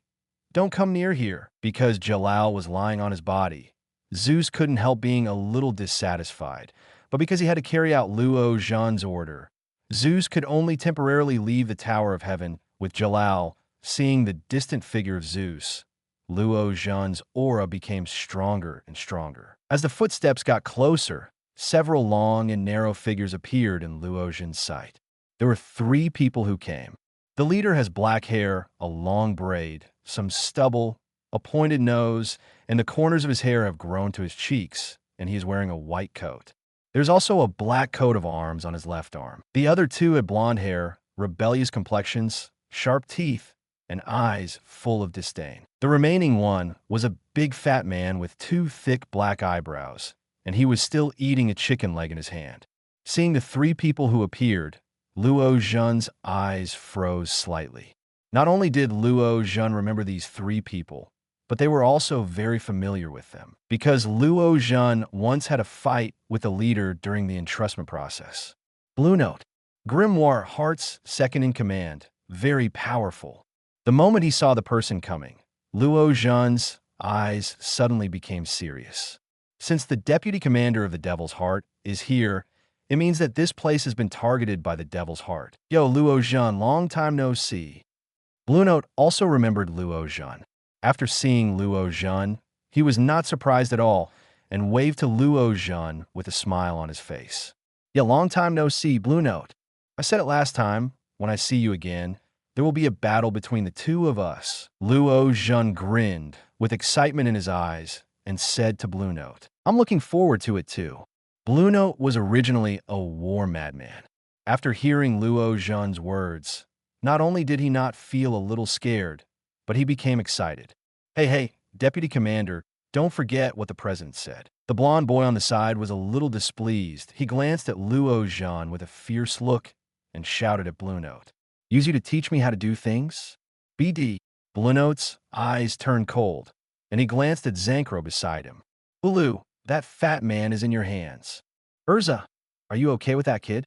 There are exactly 3 people on Luo Zhen's side, and there are also 3 people on Blue Note. Immediately, the opponents were divided, and he said to Ulu and Erza beside him. Erza stood with a sword in his hand, looking at the blonde boy with sharp eyes. He nodded and said, No problem, leave it to me. Okay, Ulu was originally very strong, but after becoming Home Eyes, his body became even stronger. Although 713 lost her physical body, her body was made of absolutely frozen ice. Come on, Bruno. After handing Prometheus to Ulu and the others, Luo Zhen took Napoleon by his side with a look of war in his eyes. Bring it on. The same is true for Blue Note. The 2 rushed towards their opponents together. The collision between the fleshy bodies continued to emit huge explosions. Although Luo Zhen's physical body is very strong, Blue Note is not weak either. Can rival the existence of the top 5 of 10 Wizard Saints, Blue Note is not afraid to fight Luo Zhen in close quarters. The figures of the 2 kept colliding in the air, and the crackling sound like a sonic boom echoed in the Tower of Heaven. The 2 hit the ground from the top floor in a short while, and Daz Island became a battlefield between the 2. The 2 punched each other heavily, and the collision between fists immediately aroused a powerful shock wave, which swayed around. Because of this powerful shock wave, ripples were constantly stirred up on the surface of the sea. Cool, Luo Zhen laughed. It had been a long time since he had been able to fight with his hands and feet free. Blue Note grinned, looked at Luo Zhen's tall body, and kept attacking Luo Zhen. Luo Zhen was not afraid at all and rushed up to meet Blue Note. Chapter 73, Fight Blue Note. Combined skills. The collision of the physical bodies continuously erupted in the air with bursts of sonic booms. The figures of Luo Zhen and Blue Note could not be seen at all with the naked eyes of common people. Only the 2 afterimages collided continuously in the air, accompanied by a loud explosion. Boom! Accompanied by another explosion, Blue Note's figure fell to the ground, with excited fighting intent in his eyes. Cool! Blue Note laughed and watched Luo Zhen's figure fall to the ground.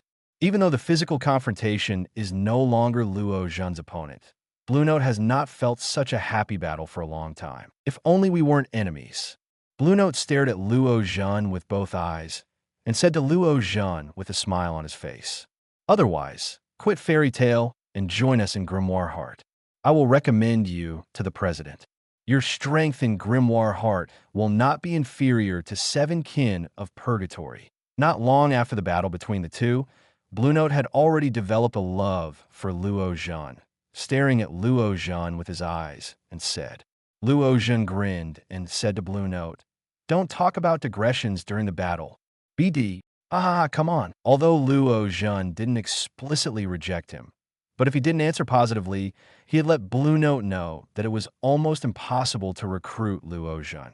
Blue Note's eyes were full of fighting spirit, and he charged towards Luo Zhen once again. At the moment when their fists were about to collide, a magic circle suddenly appeared under Blue Note's feet. With the use of magic, I suddenly felt that my body was suppressed like a mountain. Both legs exerted force violently, and the whole person was nailed in place. The ground continued to crumble, and Luo Zhen's feet continued to sink. With blue veins bulging, Luo Zhen gritted his teeth and struggled against the huge force of gravity. It's not over yet. Blue Note rushed forward with a grin and punched Luo Zhen's cheek hard. Arm-color domineering quickly attached to his body, but this punch still sent Luo Zhen's body flying. Falling to the ground, the gravity on Luo Zhen's body still exists, but Luo Zhen has adapted a lot now. Looking at Luo Zhen, who is already moving freely, Bruno's eyes flashed with surprise. It's only been a while. Luo Zhen has already adapted to this gravity. It's a dirty trick. UBD. Luo Zhen wiped the blood from the corner of his mouth and looked at Blue Note with a smile. The two laughed and scolded each other as if they had been friends for many years. We are enemies now, Blue Note shrugged, raised an eyebrow at Luo Zhen with a smile on his face. Then don't blame me for being rude. Luo Zhen grinned, and his fists showed the ability to repeatedly bear fruit. With the activation of the fruit's ability, Luo Zhen slammed his fist into the void beside him. Accompanied by violent shaking, the ground began to shatter, and huge cracks began to spread continuously. The island seemed to be torn apart in an earthquake, and the entire island was shaking constantly. Even the surface of the sea in the distance has already begun to turbulent waves. The waves are constantly beating against the island, and gravel is constantly falling from the Tower of Heaven, constantly hitting the island. Luo Zhen stood on the ground steadily, and Blue Note was shaking with the shaking of the island. Without waiting for Blue Note to gain a firm foothold, Luo Zhen rushed towards Blue Note with a flash of footsteps. Even if the body is covered by gravity, the true speed of love is still very fast. In the blink of an eye, he appeared in front of Blue Note, and under the power accumulation, he punched heavily towards Blue Note's chest. The fist full of shocking power went straight to Blue Note's chest. Before hitting the Blue Note, he already felt the power of the shock shaking his internal organs. I can't take this punch. Roaring from the bottom of his heart, Blue Note tilted his body and quickly rolled towards the ground beside him. Suddenly pulled Napoleon from his waist. Before Blue Note's body stabilized, Luo Zhen slashed towards Blue Note's back. When the knife went down, a deep bone wound appeared on Blue Note's back. Grinning his teeth, he hurriedly distanced himself from Luo Zhen, and Blue Note's eyes gradually became a little more solemn. Prometheus! Luo Zhen roared loudly, and a fireball in the air rushed towards Luo Zhen's direction. Owner! The aura on Prometheus' body was a bit disordered. Obviously, the battle just now made him feel uncomfortable. What's wrong with you? Luo Zhen frowned. It was rare to see Prometheus like this now. That BD is actually eating my body. Prometheus gritted his teeth and looked back at the tower behind him. That gold-headed BD jumped on Prometheus and grabbed him and gnawed on him. If it wasn't for Erza's sword coming in time, Prometheus would have been almost eaten by that blonde BD. Zancro is the god of fire slayer. All the flames in the world are eaten by him. Blue Note touched the deep wound behind him, heard the conversation between Luo Zhen and Prometheus, and said to the two with a smile, Prometheus, Napoleon, how's your fusion skills going? Luo Zhen glanced at Blue Note, holding Napoleon in one hand and Prometheus in the other. No problem, master. We are ready. Hearing Luo Zhen's hang up, the two quickly agreed. Emperor's sword, broken blade. The flames continued to spread on the straight long knife, covering the entire long knife. Like a flame blade, the blade keeps getting longer, and a ferocious face emerges on the long blade. Bring it on. He held up the Zhao Qian's, pulling high up, and chopped it down with a lightning strike. Blue Note quickly dodged, but the attack of the long knife seemed to have its own consciousness. Chased Blue Note's back. Seeing the light of the knife right behind him, Blue Note stopped his footsteps, preparing to resist with a serious face. There was a violent explosion, and a flash of flame shot up into the sky. A figure in the flames remained motionless, but its body was covered with numerous wounds. Cough, cough, pure. Walking out of the flames, Blue Note's face was a little pale, and he coughed out a mouthful of blood. On his chest, a knife wound appeared impressively. Domineering and domineering. As Luo Zhen unleashed his domineering aura, that terrifying aura crushed him. In the distance, a huge wave is hitting the island. A magic circle suddenly appeared under Blue Note's feet. Gravity Strike. Chapter 74. The tsunami is coming. Tower of Heaven destroyed. Gravity Strike. Blue Note punched forward fiercely. With one punch, the gravity in the air was increased, and a shock wave hit Luo Zhen in an instant.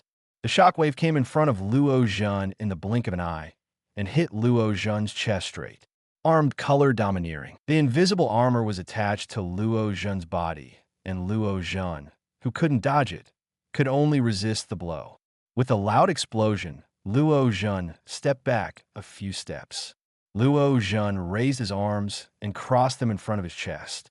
The shock wave hit Luo Zhen's arm heavily, knocking Luo Zhen back a few steps. Call. Swinging his arms, Luo Zhen's eyes were a little dignified. Blue Note can become the second in command of Devil's Heart, and his strength is definitely very strong. With Big Mom's steel balloon and Whitebeard's physical strength, Chuanjin, who took this move, already felt a little sore in his arm. No more novels? Take part in the voting. The most requested novels and those with the most likes will be chosen for publication on euroaudiobooks.com. There, I can upload as much as I want without the risk of receiving a strike. Our 18 novels and other content that exceed what is morally acceptable are only published on Patreon or the free novels page. Remember, the site is funded by donations on Ko-fi and Patreon memberships.